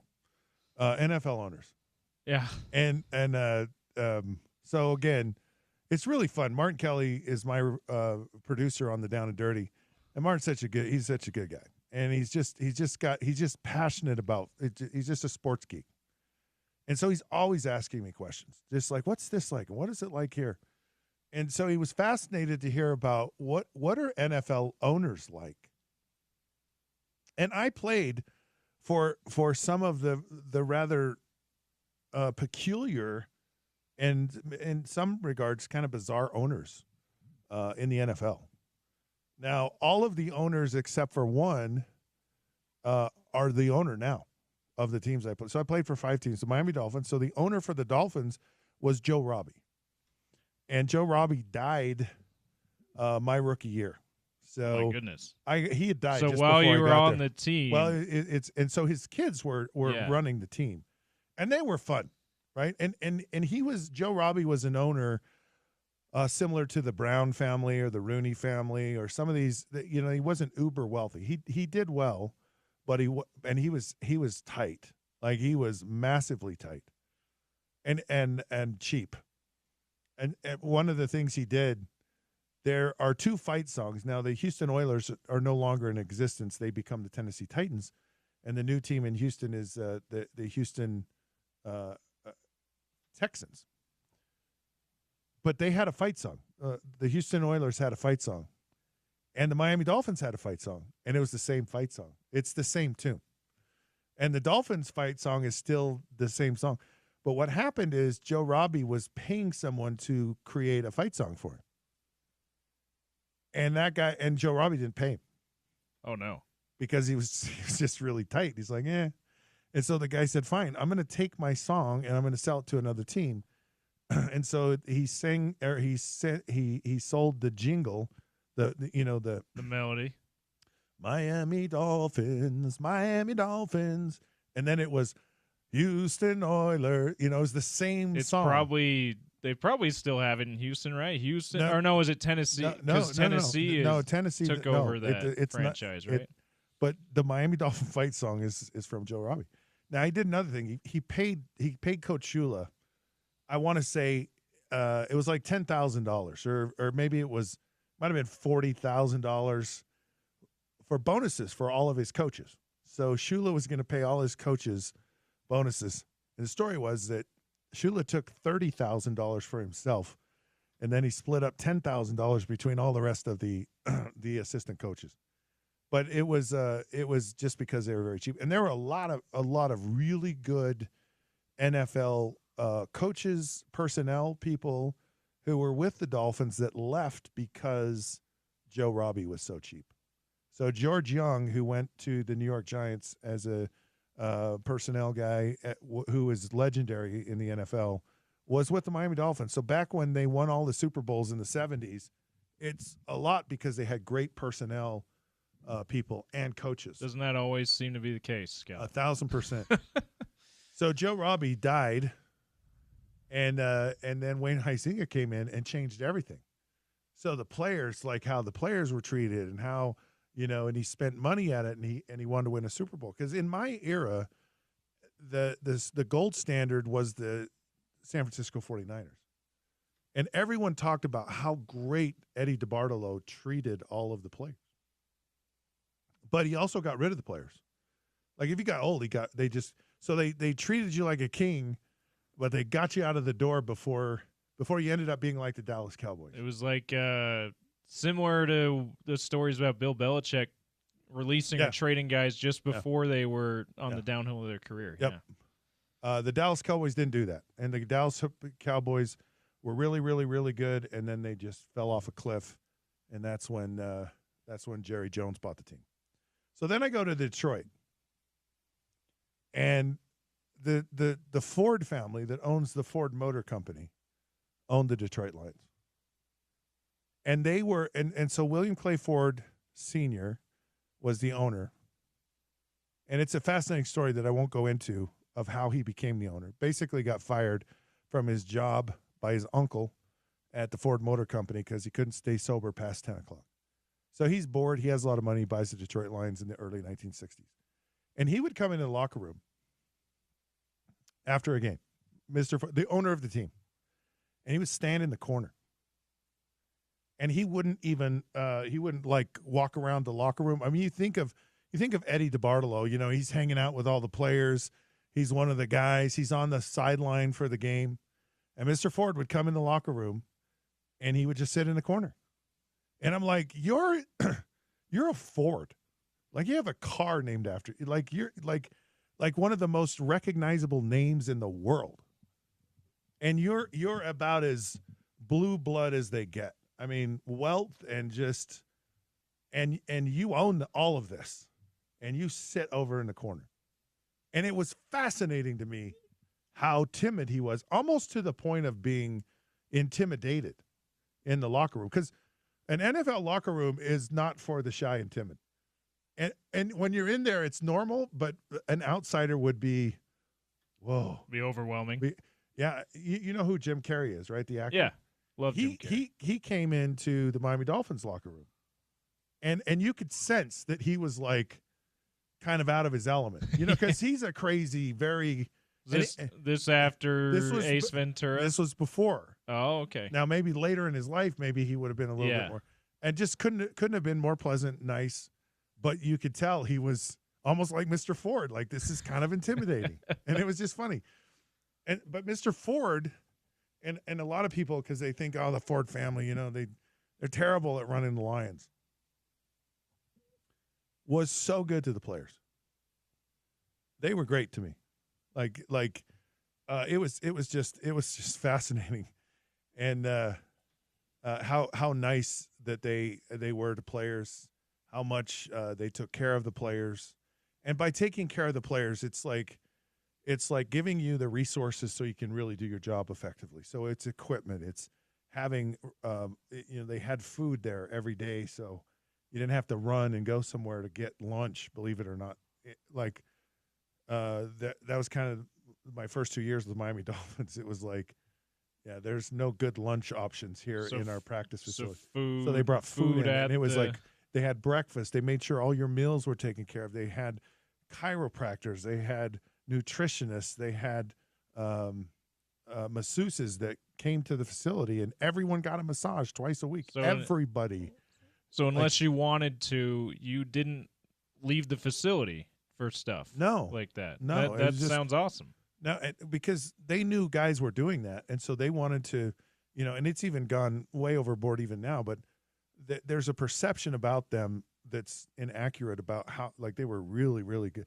Of all the places I played, by far, they took the best care of the players. The players rode in first class. You know, you charter an airplane, and all the players, the veteran players, got their own seat in first class. You got your own hotel room, which was probably commonplace now, but maybe a little unheard of back then. I mean, it's kind of weird. Like, yeah, I'm gonna go share a room with a guy on, you know, and you're trying to get focused in a game, and you go on the road to some hotel, and you have to be considerate of your teammate. You know, somebody might snore. Someone likes to watch the TV all night. You know, it's just. I've been on a handful of work trips like that, Scott, and as much as I liked the people I worked with, I would have rather wanted my own room. No, it's not that you don't not like them. I could tell a couple of times. I could tell they would have rather had their own room, and I wasn't as uncomfortable, but I could tell they were uncomfortable for whatever reason. So, it's not the funnest to share a room with someone you don't know that well, even though you know them pretty well from working with them. So then there's the Brown family that own the Cincinnati Bengals. Oh my! I remember one point in my life as a professional athlete, my agent just made an offhanded comment, said, "I will never ever send you to the Cincinnati Bengals." He goes, "No one should ever have to go to." But wait, how'd you end up with the Bengals then? He must have gotten mad at me, and that's what. And I said, "Are you kidding me?" I said. He goes, "I know, and I'm sorry, and I'm sorry, and I'm sorry. I think they're better than they used to be, but you have to go here." And it was all about perception. If you go to a certain, like in my situation, I was trying to get back to being a regular everyday starter in the NFL. And if I would have gone to other teams, it's like, oh, he's at the end of his career, he's just going to be a backup. Gotcha. And so this was the best option to be somewhere where you were like, I was just viewed differently. And so I'm like, fine, I'll go. But so I went there 2 years. First year, this is no joke. You get a pair of socks. Now it's different now.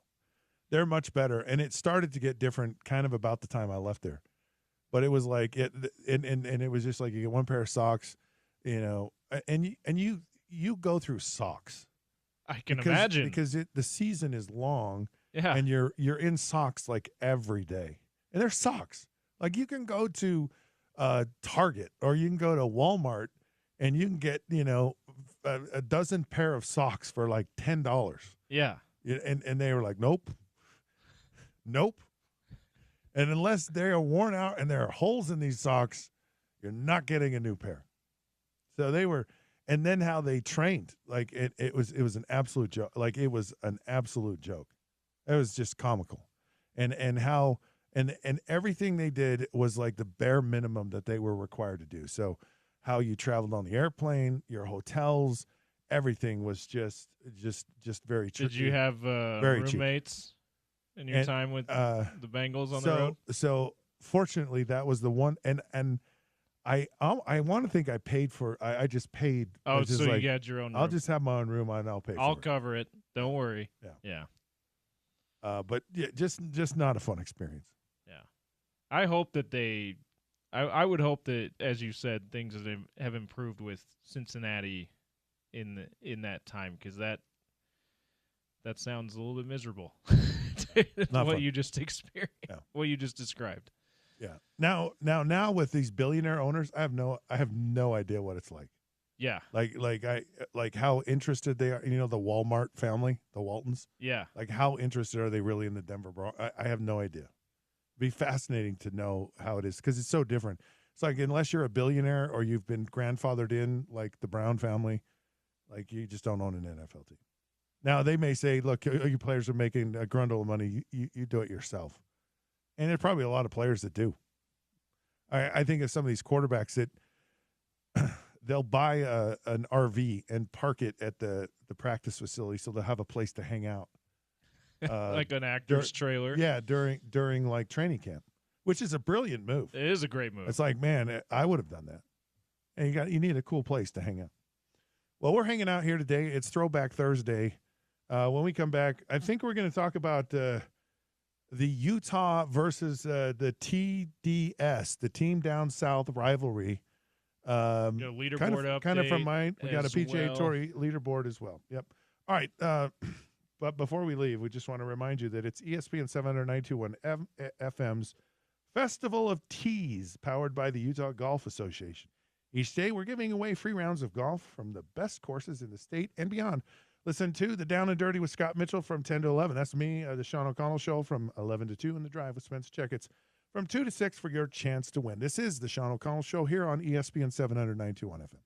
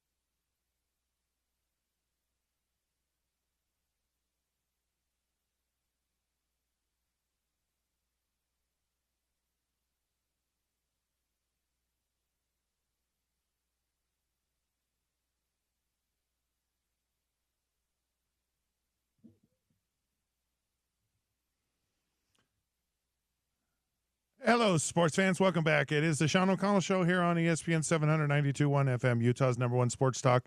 So glad you could join us on a Thursday, a throwback Thursday, a fun Thursday. Every day's fun when we get to talk about sports. A lot of fun today. Great show. Very interesting conversations and insight and all that stuff. So thank you for being a part of it, and we love to have you. Right now, we're going to go to our PGA Tour leaderboard update. This is RBC Heritage. It's brought to you by Uinta Golf. Experience the future of performance with new shaping, materials, and an AI 10X Smart Face delivering up to 8 yards longer with even more forgiveness. Available now at Uinta Golf. James, what's the update? Justin Thomas is your leader, Scott. He's already through his round one. He's at 10 under. Scotty Scheffler, two-time Masters champion, is tied for second at 7 under, 3 shots off the lead. Handful of guys tied for fourth, including J.J. Spawn and Gary Woodland at 5 under. And Tony Finau is, he's a little bit farther down there, tied for 33rd at 1 under, under par at the very least there. He's through 11 holes, so he's still got 7 holes left to make up some ground.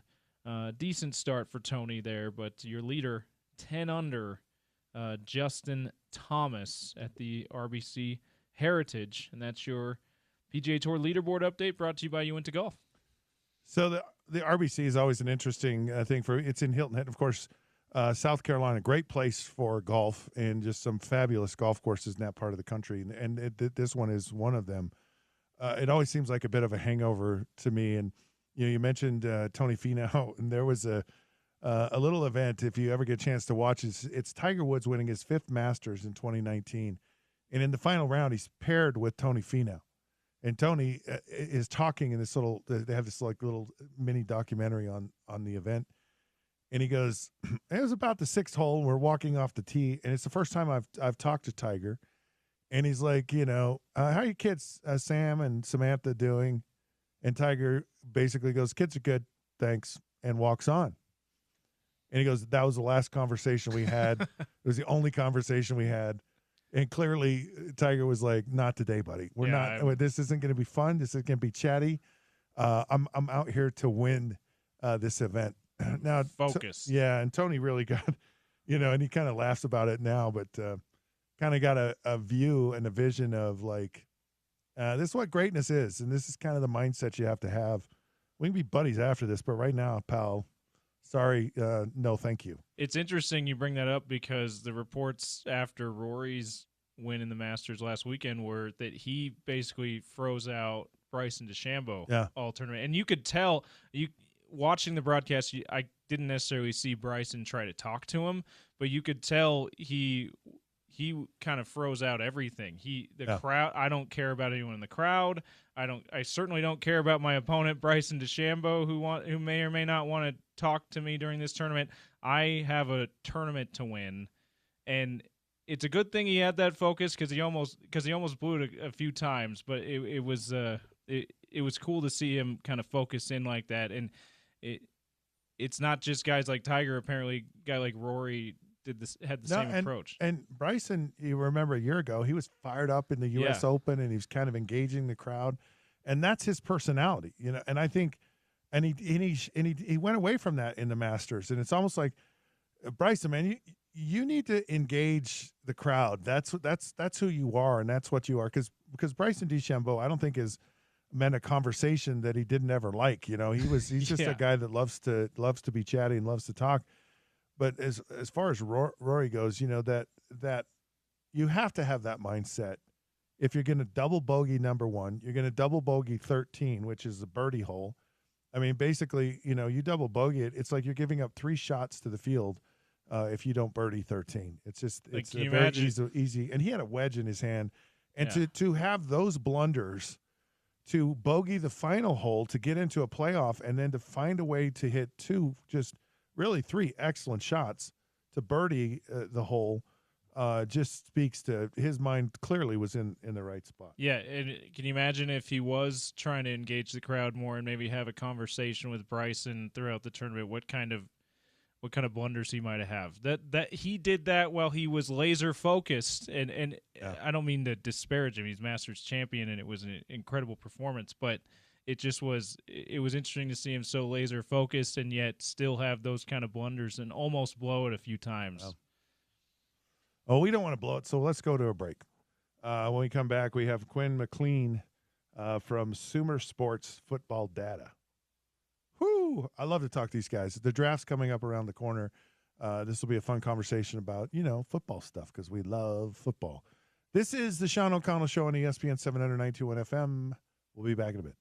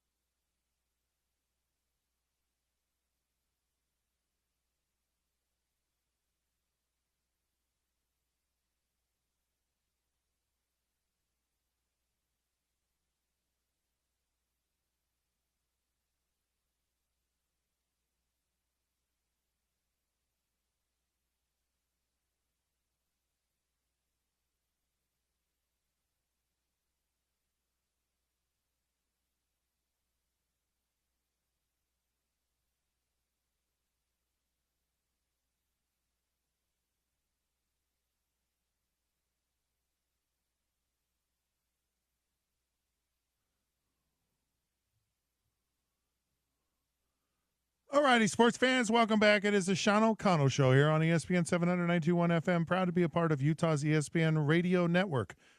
I'm Scott Mitchell, filling in for Sean for the next couple of days while he's broadcasting sanctioned fights. Anyways, so happy to be here, be a part of the show. It's been fun, really fun. It's even going to get a lot more fun here. If you're only listening to part of the show, don't stress, don't worry. We'd love for you to listen to all of it, and you can do that by going to the ESPN700sports.com to listen live. You can do the ESPN 700 app; it's free, and you can say smart speaker, play ESPN 700. We're also on YouTube, ESPN 700 Sports Utah, and of course you can also get a podcast version of it if you don't get it live. Go to 700sports.com, ESPN700sports.com, or the ESPN 700 app. So, love to have you listen. And right now, what we want to listen to and talk to is Quinn McLean from Sumer Sports. Quinn is a football data scientist and a college football analyst. He'll be anchoring the draft next week. So, Quinn, welcome to the show. How you doing today?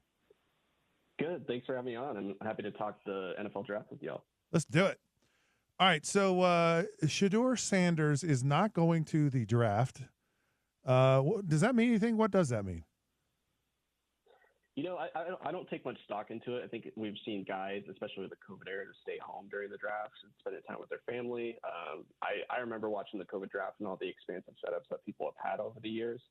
I think even with Jalen Milroe giving an invite to the draft, and we can kind of see him on the edge of first, second round. I don't place much stock into if they're going to the draft or not. Speaking of going to the draft, Jackson Dart is headed to the draft. Did you see him being drafted in the first round? I do. From a production standpoint, Jackson Dart is off the charts. He was one of the top players in our metrics in terms of production plus minus. I think the thing that's interesting for him is he's definitely a scheme fit when we get into the NFL. Yeah. At Ole Miss, they like to run a lot of RPO play action. I think he's a guy in the right offense, in the right scheme, can produce at a high level. In a lot of ways, Lane Kiffin makes it easy on the quarterback. The thing I think that's really nice and something that's on our draft guide at SumerSports.com is his average depth of target. He likes to stretch the field at 12.29 yards per target. So if you're looking for a guy that's hopefully trying to explode the offense a little bit, I think Jackson Dart is that guy. Speaking of SumerSports.com, so this is a cool site. You really need to go check it out because you guys really dive into a lot of the data details. And of course, data tells the story. Like the numbers, that like it doesn't ever lie. What is the data telling us about the draft? So what do we need to know about the data about this year's draft? What should we know? If you need an interior defensive line, this is probably one of the best draft classes we've seen in a while, and especially when we go into the 2026 draft class, which we're already starting to look at Sumer Sports. It's scarce in terms of people that you need up front and in the middle. So I think a lot of people might stock up a little bit this year when you try to beef up on the defensive line, especially at the interior. There's going to be edge options next year, and this year there's some good speed rushers on the edge as well. But guys like Mason Graham, we expect to go pretty high. Kenneth Grant, he was on the freaks list. He reportedly ran a 4.9 at his size, which is scary to think about. Derek Harmon can kind of play inside and outside as well. There's a lot of guys that teams will anchor around the interior defensive line for years to come. So when you look at interior defensive linemen, the defensive tackle specifically, what is some of the data that you look at? How do you determine production or how do you project? What things do you look for? What does the data tell us? Yeah, we're less looking at sacks. I think that's more of the traditional statistics because there are Right. a lot of things that go into play with sacks. It's like if you're a guy that pressures from the right side and, that moves the quarterback to the left side, you're then kind of getting credited with some of the sack.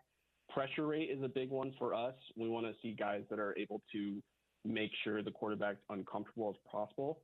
And we specifically at Sumer Sports, and something that we've put on our draft guide, is we look at pressure rate by defensive alignment. So A gap, B gap, C gap. So where are they lined up? A gap, in between the center and the offensive guard. B gap in between the left tackle, left guard. And that can kind of give you some insight into scheme fit and where you think they would play at the next level. Derek Harmon is a good example. he has elite pressure rates when aligned by A gap, B gap, or C gap. So you can really move him from outside to a 3-4 defense to inside on a 4-3 defense regardless. And the other thing we look at too is what is their pressure rate, and this is what scouts kind of tell us as they're anecdotally watching film, is what is their pressure rate against quality offenses? And he has one of the elite pressure rates against quality offenses this year. We saw his disruption early this year against Ohio State and against games in Michigan.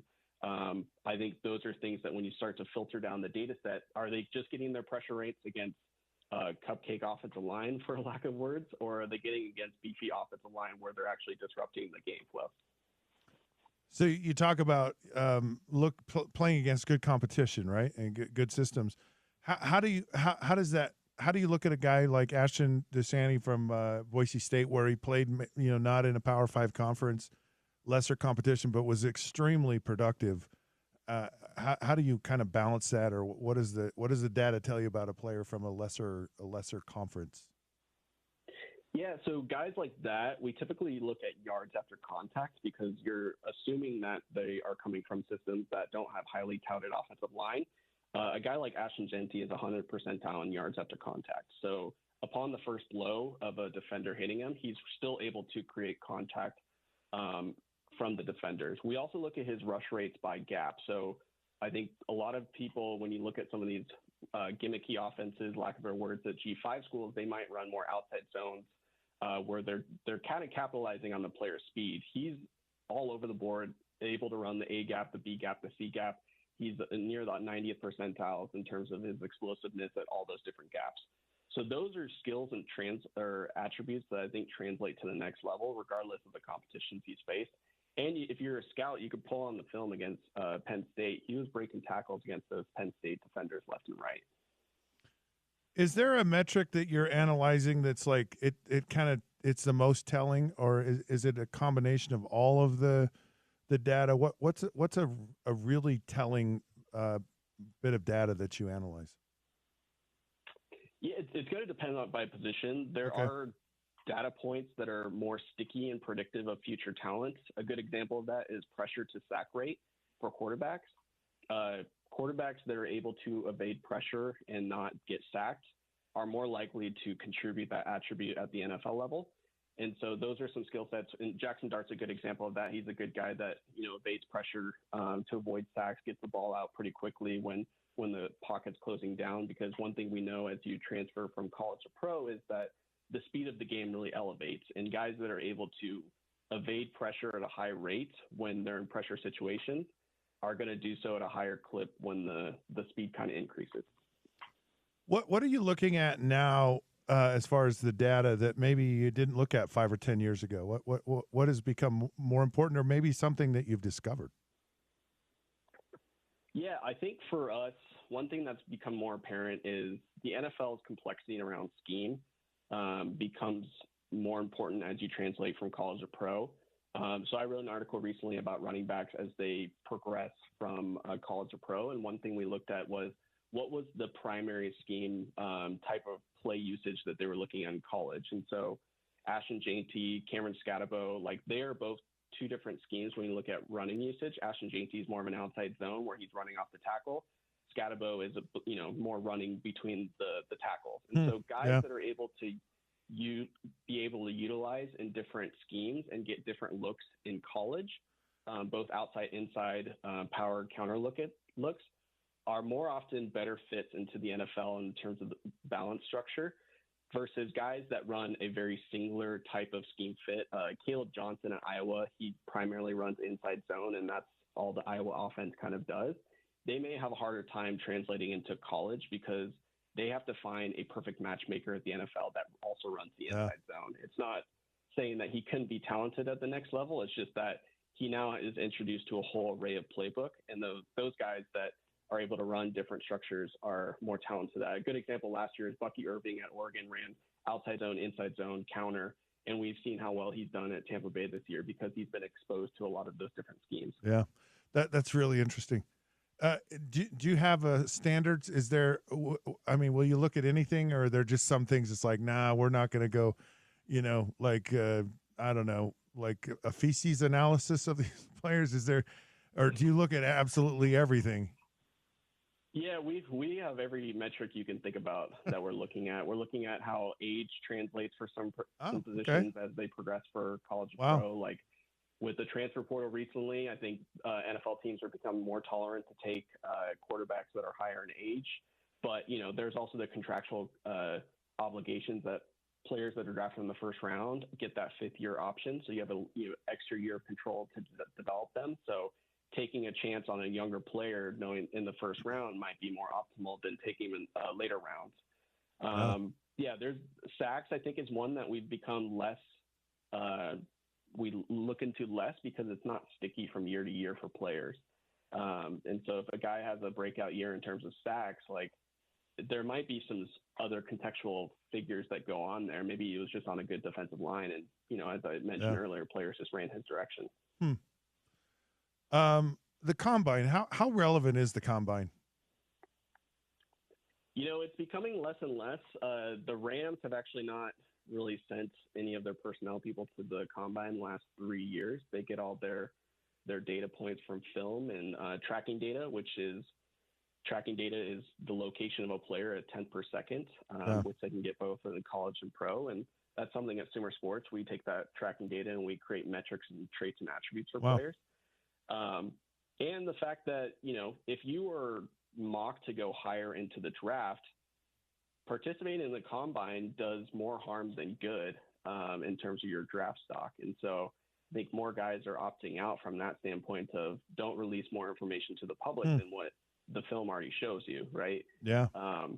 And so I think if you have a lot to prove and you think that your draft position isn't where it is, then the combine pro days are avenues for you to further prove that. Shamar Stewart might be a good example. He doesn't have the production on field, but like from an absolute freak build, the combine is a great avenue for him to just go and be explosive and show that to prospective teams. And we've seen what his draft stock has done as a result of that.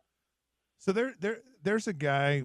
So I'm the color analyst for the Utah football team and done it the last 8 years. And Caleb Lohner was a basketball player at BYU, went to Baylor, and then decided to give football a shot for 1 year. Played limited last year, but just in watching him, and I played in the NFL for 12 years as a quarterback. Like that body type, I've seen a lot of guys with that athleticism who played basketball in college and then kind of went the football route. Is there a spot for a guy like Caleb Lohner? Do you do data on stuff like that? Do you study any of that? Yeah, we've started to look at measurements, body types at lower levels of football because the time horizon to you being an NFL player, you're more likely to be able to switch positions because you have the body type and attributes. And the thought is we'll be able to teach you the system in football later. The Panthers just actually signed a guy a few weeks ago that was a basketball player at a lower level school, and they're giving him a shot because, they're banking on the fact that there's a next Antonio Gates or Jabril Peppers, these guys that play multiple positions that could the bank at the next level. I think teams are getting more creative in trying to scour the well for talent and thinking that, hey, we can look at some of these guys and switch positions. The Niners took a chance on a guy that was a professional rugby player a few years ago that with the new dynamic kickoff, I think that adds some creative element in roster building. Is there a technology on the horizon that we should be looking for in analyzing players that maybe isn't well known or is just being developed? Yeah, the baseball and basketball is usually a good precursor to where football will be. And one thing that baseball and basketball is doing really well right now is the notion of post detection. So if you think about every joint on your body, like what is your movement in your body doing as you progress through different plays? So I think in the future, we've talked about it from edge rusher's ability, their ability to get edge and bend off the line. I think long term we'll be able to explicitly measure that. Wow. We talk about Josh Allen's ability to get different arm angles, right? Yeah. I think we're going to be able to, if we can get where his elbow is pointed, we're going to be able to measure those arm angles pretty explicitly 10 years down the road. So I think those are things that the league is starting to look at right now that makes it exciting and more data points to start to analyze some of these nuances. Wow, that's crazy. That'd be fun though. This stuff fascinates the heck out of me. I'll bet you guys have a good time doing this. Yeah, the conversations internally are fun. We talk about a myriad of things you can imagine. Maybe you guys do analyze feces. Who knows? Like, what does this guy eat? Maybe I've given you a new idea. So I want you to be the GM for a day, and I want you to give me your mock draft of the top 10 picks in this year's draft. So I'll give you the team. You tell me the player that's going to end up on that team, in your opinion. Yeah. All right, you ready for this? Yeah, let's go. I'm going to see if you can get these answers right or wrong. We'll judge you at the end. All right? No pressure. You ready for it? All right, here we go. Yeah. Number 1, Tennessee Titans. Who you got? Cam Ward, I feel like is the obvious one here from a value perspective. Drafting quarterbacks high on the rookie control, I think is a financial benefit here, and I think he has the tools to elevate their offense from the swing they took on Will Levis a few years ago. I watched Cam Ward at Washington State. Utah played in the Pac-12, and when he was there, and I wouldn't have seen him as the number 1 pick then, but you can see the progression and development. So yeah. All right, Cleveland Browns, number 2.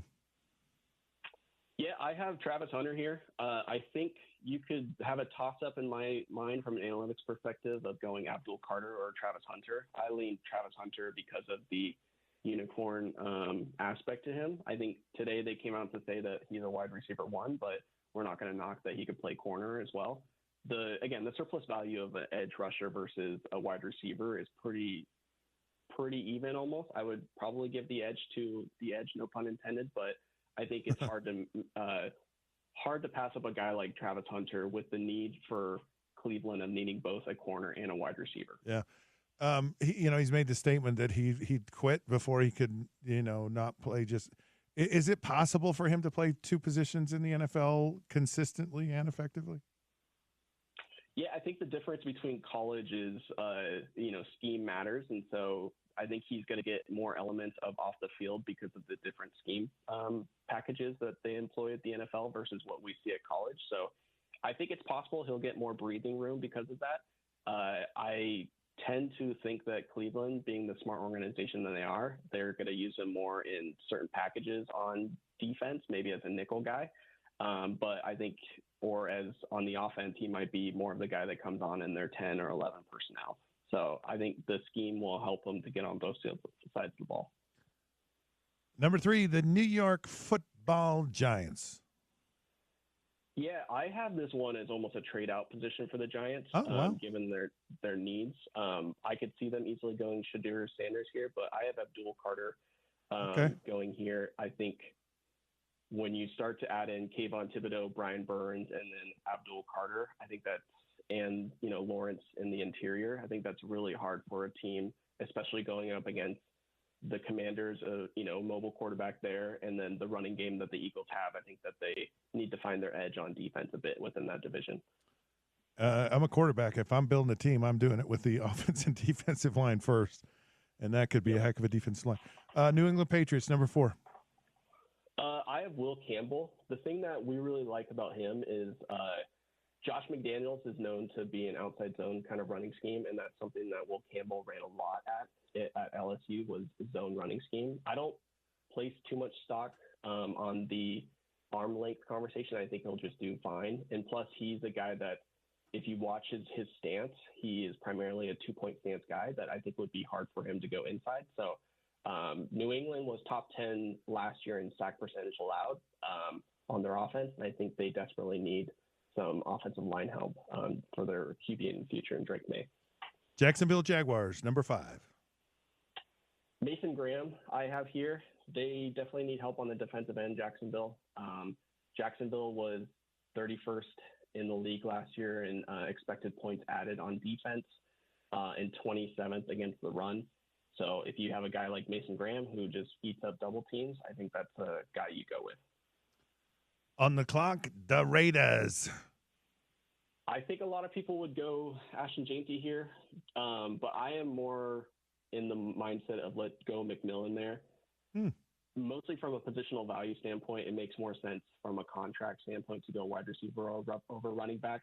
The point being, if you draft JT, he's already a top 10 earner in the league without taking a snap, just given the cost of that pick. And the fact that with Bowers being their kind of premier option there, and on the outside you have Trey Tucker, Jacoby Myers, adding McMillan to go with Geno Smith, I think that's a formidable passing attack. Carolina Panthers, number 8. Carolina Panthers, I like Jalen Walker there. They need help on the defensive end, and the thing that attracts me with Jalen Walker is he fits multiple spots in the box, and that's something that Frankie Luvu, who's now with the Commanders, did a lot for Carolina a few years ago. And I think the one thing that translates well in our conversation earlier from college to pro is early down pressures at the college level, and that's something that Jalen Walker does really well. The Narland Saints, number 9. I think a lot of this might end up being a quarterback here, but I think Walter Nolan will probably be the selection I would go with here. They need to get younger on that defense, and I think they're probably building towards the future, and they need to get away from the cap situation they're currently at. And number 10, the Bears.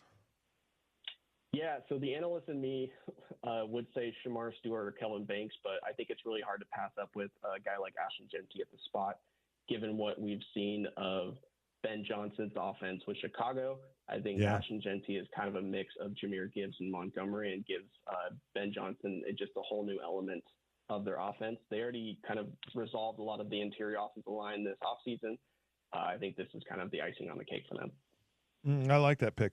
All right, and you are having draft coverage. Tell us where folks can tune in and listen. This is awesome stuff. You've been amazing. Yeah, we have our draft show on SiriusXM on Thursday, and then me and another colleague will be on Friday to talk day 2 of the draft.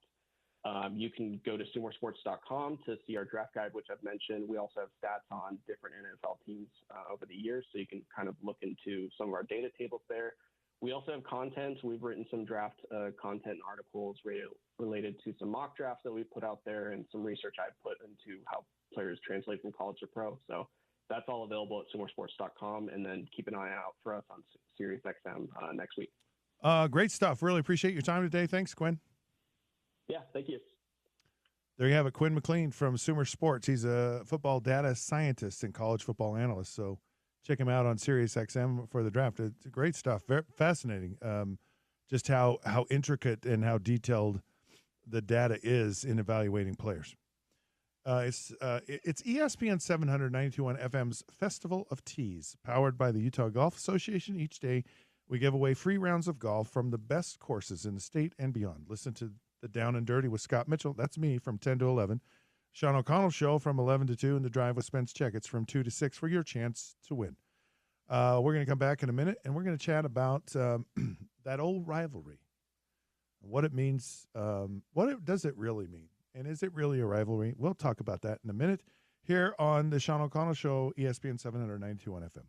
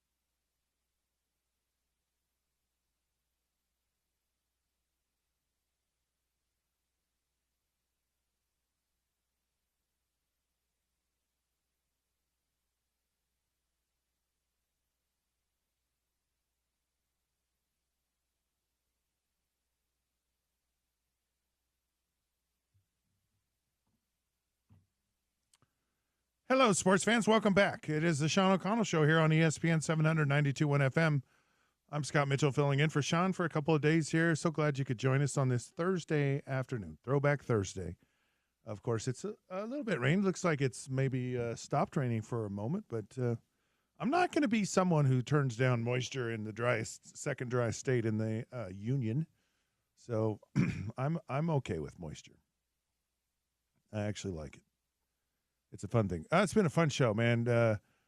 Quinn McLean from Sumer Sports, they do this data analysis on football, and it's fascinating. I mean, and some of the technology that they're going to come up with, that's some crazy stuff. It was interesting to me to hear him say that the NFL almost takes their cues from NBA and MLB when it comes to incorporating data and new technology.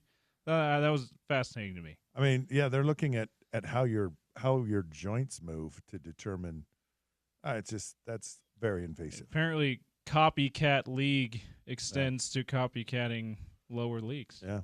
Lesser leagues, I'll tell you what, though, the NFL's got to figure it out as far as popularity. Absolutely. So they seem to know what they're the NBA and MLB are trying to copy the NFL with that for sure. I woke up this morning driving in here to do the show, and I was like, okay, for whatever reason, this topic popped into my head, and I kind of wanted to talk about it. And it was about the Utah BYU rivalry, or as some like to call it, the team down south. And of course, that's part of the rivalry, right? Because you have to change the name. And now here's the thing about the rivalry, since we're going to just get right into this. The team down south can't now say, well, the team up north, because then it's like, oh, you guys are kind of lame. Because like we came up with the team down south before you did. And so now you're copying us. And so that's, you can't take them serious in that situation. So you have to come up with something else, which I don't know what you come up with. That red team, I don't know. Yeah. Maybe. I do know that there was a point that there was a strong push to make the team down south irrelevant when they went into the world of I forget. When they were independent? Independent. Yeah. Yeah. See, I can't even remember. It's and so there was like when independence was working, hashtag. Yeah. And even we're not going to schedule you. We don't even know you exist. Yeah. You're kind of dead to us now. Like, talk to the hand. We don't have time for you. We're in a conference of champions. Yeah. We go to the Rose Bowl. Yeah, we're right? So conference of champions. What conference you, are you in? Oh yeah. Now it's fun to say that, being a Utah guy, because for me, back in the day, when I was at Utah in the late 1980s, it was the thing that absolutely drove me nuts about the BYU-Utah rivalry. And what it was is all the BYU people said, there's no rivalry. Like, we don't even care about Utah.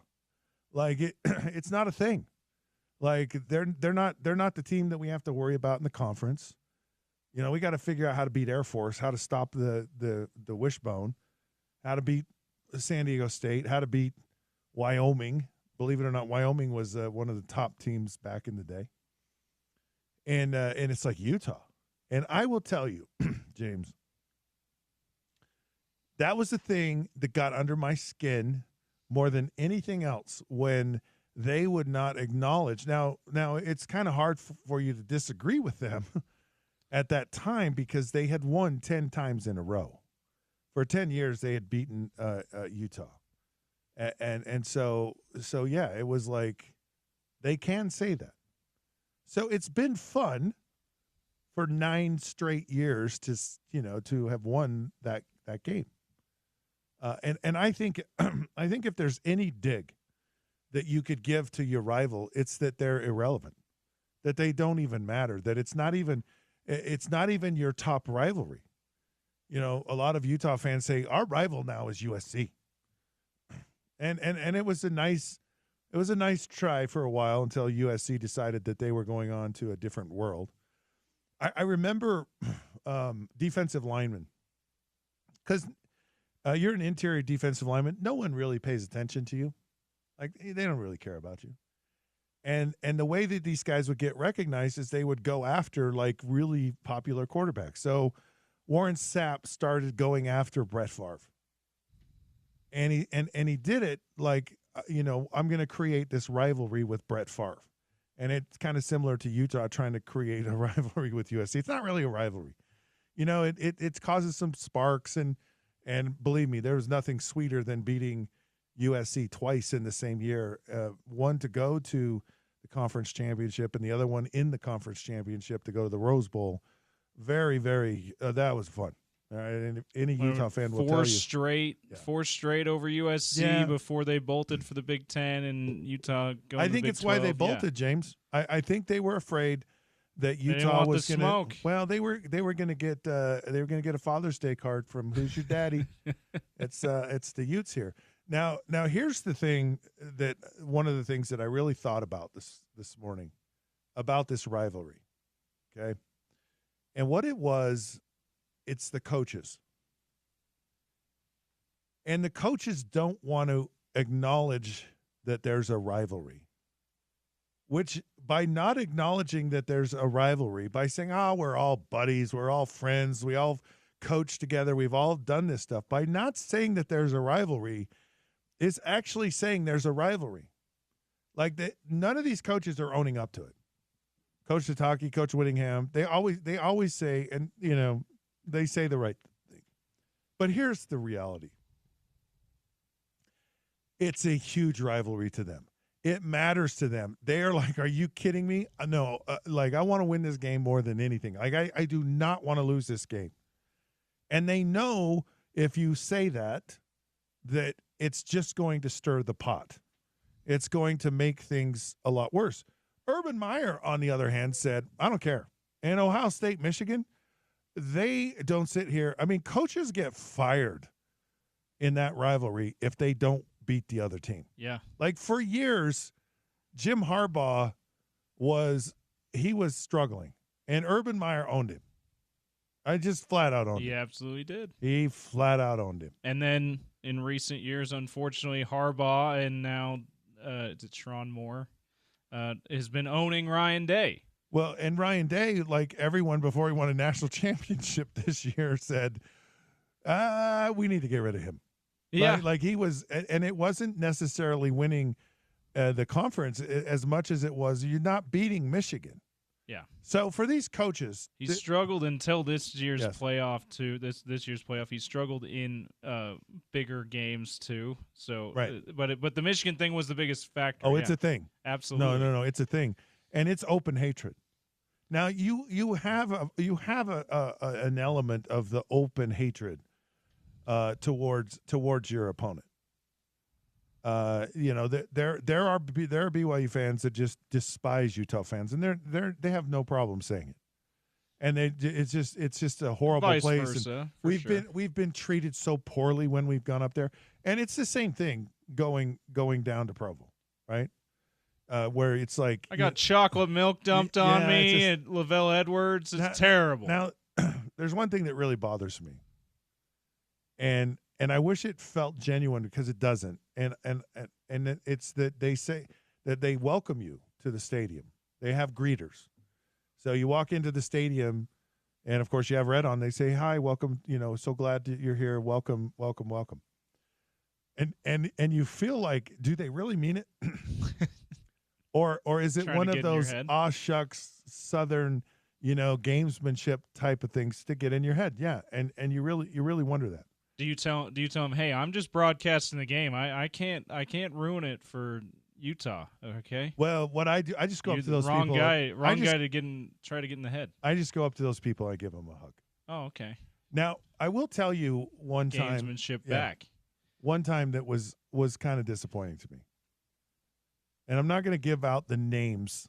I'll just say the general feeling.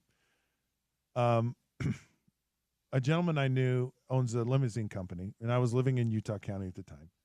and he was the limousine company for athletics at BYU. Oh. And as part of his payment, he got two games that he got sideline passes, 2 sideline passes, all access, so he go anywhere on the sideline to 2 BYU games of his choosing. So whatever ones he wanted. That's a great perk. Yeah. So he called me and said, "Hey, would you like to be my guest? BYU's playing Mississippi State." And Brian Johnson was he might have been I think he was the quarterback's coach with Dan Mullen at Mississippi State. Yeah. So I said, "I'd love to." So he said, "All right, plan on meeting me here, and we'll go to the game." And so he calls me right before I'm going to leave my house for the game. He goes, "Hey, I got some really bad news." But people in the athletic department said you can't have Scott Mitchell go all access on the sideline with your pass. You're going to give Utah all the secrets, apparently. And he goes, "What are you talking about?" He says, "Yeah." He goes, he can't go on the BYU side of the field. Now this guy that I go to the game with said, "Hey, the best place is like you get to see all these, all the alumni, all these people. That's the fun part, is going on that side of the field before the game. During the game, who cares? But before the game," and they were like, "No, we can't have that. Because the BYU faithful will be upset that a Utah guy is down on the sideline, even though he has an all-access pass." Anyways, I was really disappointed by this. And it was a certain individual who I'm not going to name, but I just thought it was kind of low budget. Whatever.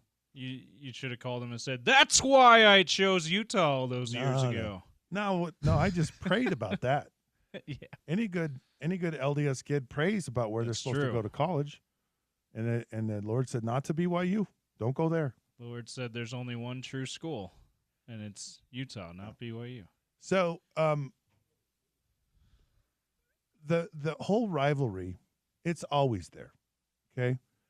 I don't care if it's been 10 years. I don't care if it's been 2 years or 9 years. I don't care if it's been 20 years. The rivalry between Utah and BYU will always exist, and it always should exist.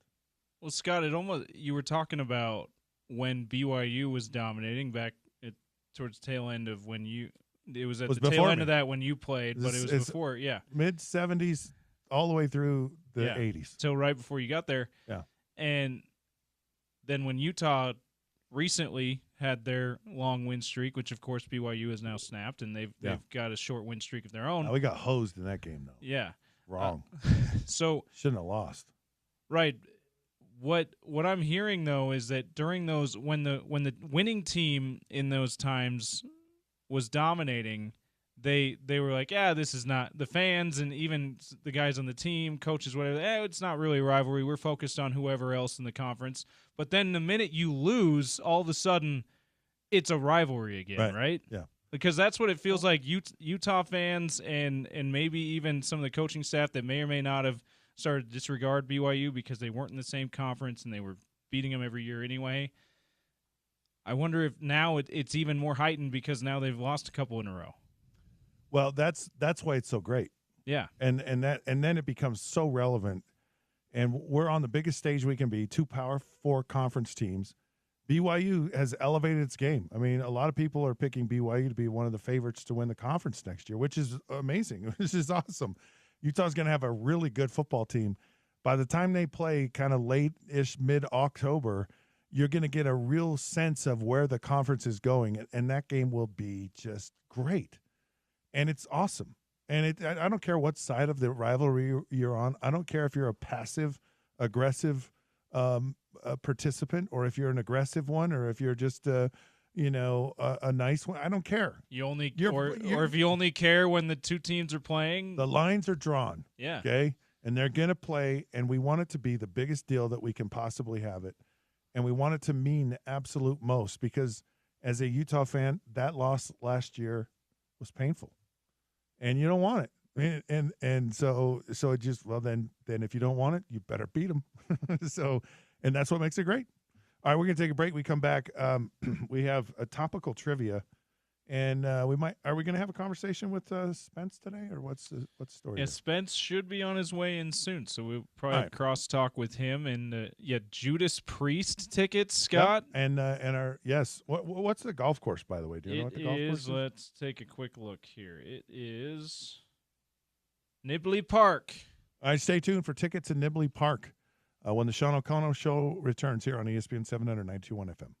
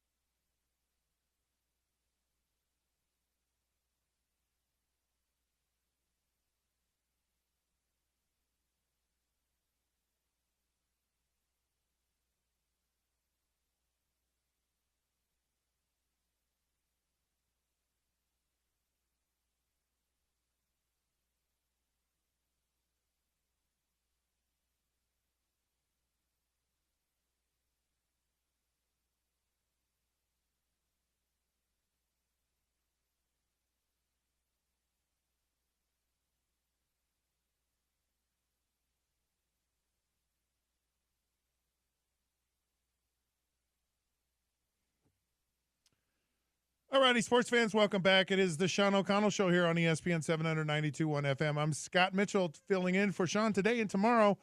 It's time for topical trivia. 2 tickets to Judas Priest at Utah First Credit Union Amphitheater on October 12th, plus 18 holes to Nibley Park, part of our Festival of Tees brought to you by Utah Golf Association. Okay, so we have a trivia question.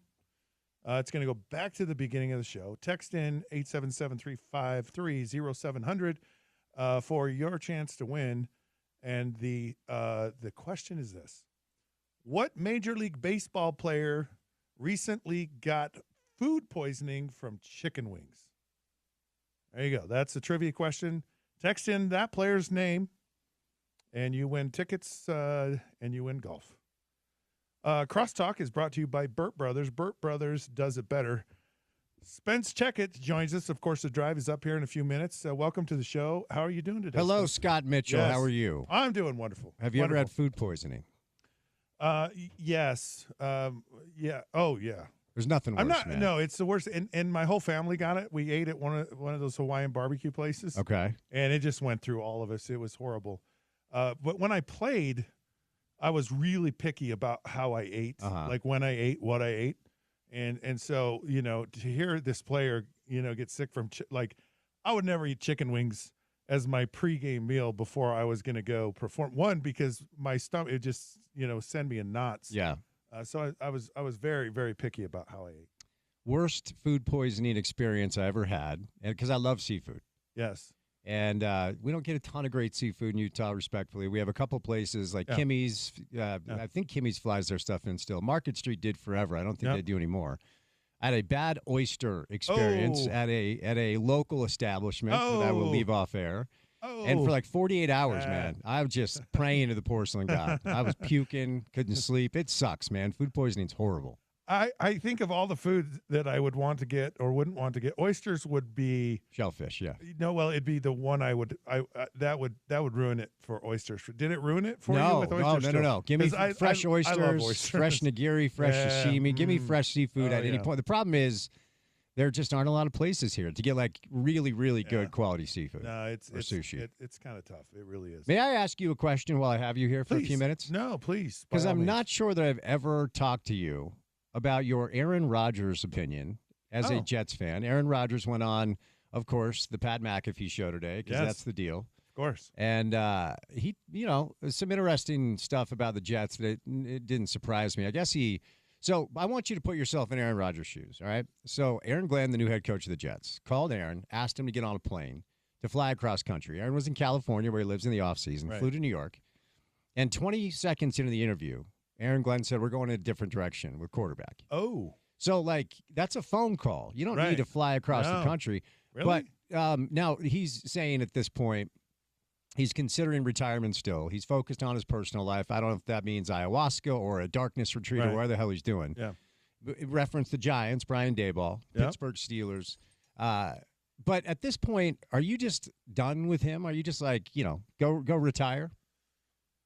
Okay. So I took a lot of heat when he went to the Jets and everyone said, oh, they're going to the Super Bowl.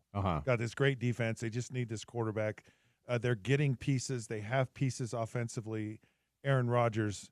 And I was like, look, the football gods are unkind. Eventually, it's going to catch up with you. You're going to get injured.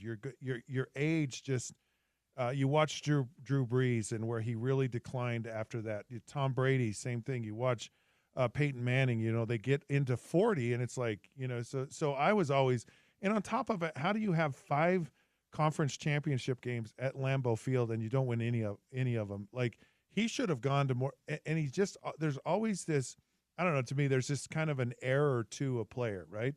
So I wasn't a big fan of Aaron Rodgers, and I wasn't really a big fan. I didn't think he was the answer in New York anyways. But speaking as a player, I have all the respect in the world for a guy who wants to play as long as he wants, wants to figure it out as long as he wants. I'm not over Aaron Rodgers trying to figure out if he wants to play football. The NFL might be, if he's really serious about playing, I think he has to be really serious about the conversations he has with people, the decisions he's making, because it moves on. And teams are going to look at the draft and they're going to go, which direction do we want to go, and how do we want to play? And Aaron Rodgers is very particular, and so he likes a certain, I guess, environment to be around. And does it mess up his, whole feng shui or whatever, his whole aura, and it's really important to him. And I guess the environment matters to him. So I don't care, because when it's over, Spence, it's over. I would kill to go back and be a part of it now. Sure, and I can't. Yeah. So Aaron Rodgers, you go in a dark place, wrap your body in mud, whatever you have to do. I don't care. I don't know the NFL will stick around for it. Well, I just wonder how other NFL players view him at this point, because I just feel like his Q rating by his own accord, it's his own fault, has taken such a precipitous drop over the past 4 or 5 years. Because to your point, Scott, I can remember watching Aaron, after he took over for Favre, and then a couple years later where you're like, oh, this dude is insanely good. And I remember thinking, there's no way he's only – because my first Super Bowl was Aaron's Super Bowl, the one he won, the Super Bowl that he won.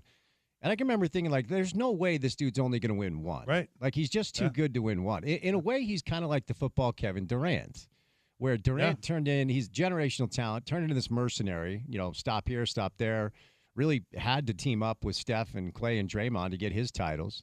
And I always thought Durant was too good, I thought he'd win 5 or 6 titles, and I always thought Aaron would win certainly more than one. But the failures on the field, combined with just this odd decision to go all in on things that he didn't need to, just for the sake of being incendiary, seemed so misguided to me.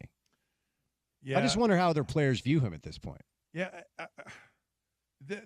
I think it's probably across the board. I think one, people just have respect for him and as a player, and his talent and his ability. Some of the other stuff, I've actually, watching the documentary on him, listening, Hard Knocks, watching him on Pat McAfee, I've actually learned to tolerate him more. For me, it's done the exact opposite.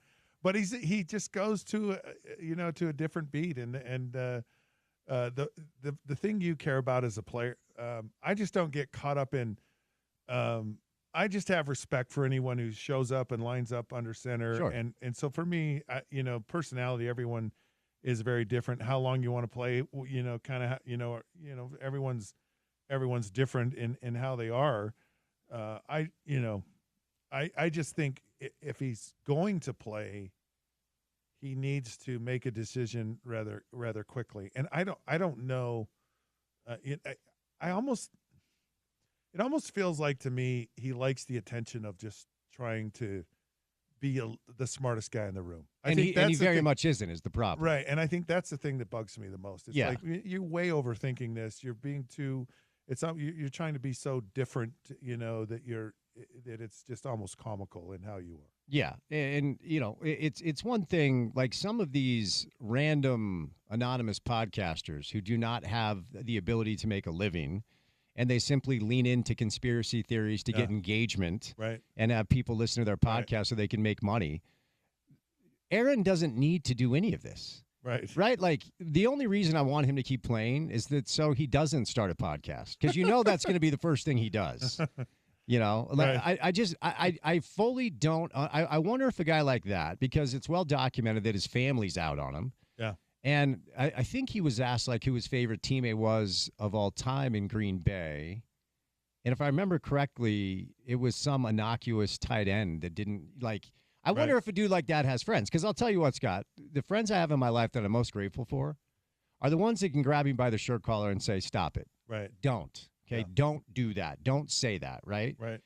And without checks and balances, if you're a multi-million-dollar athlete, still youngish in your 40s, you're prone to probably go off the deep end a little bit and do whatever the hell you want if nobody's there to say, Aaron, if I was Aaron Rodgers' best friend, I'd be on the phone with him constantly what is wrong with you?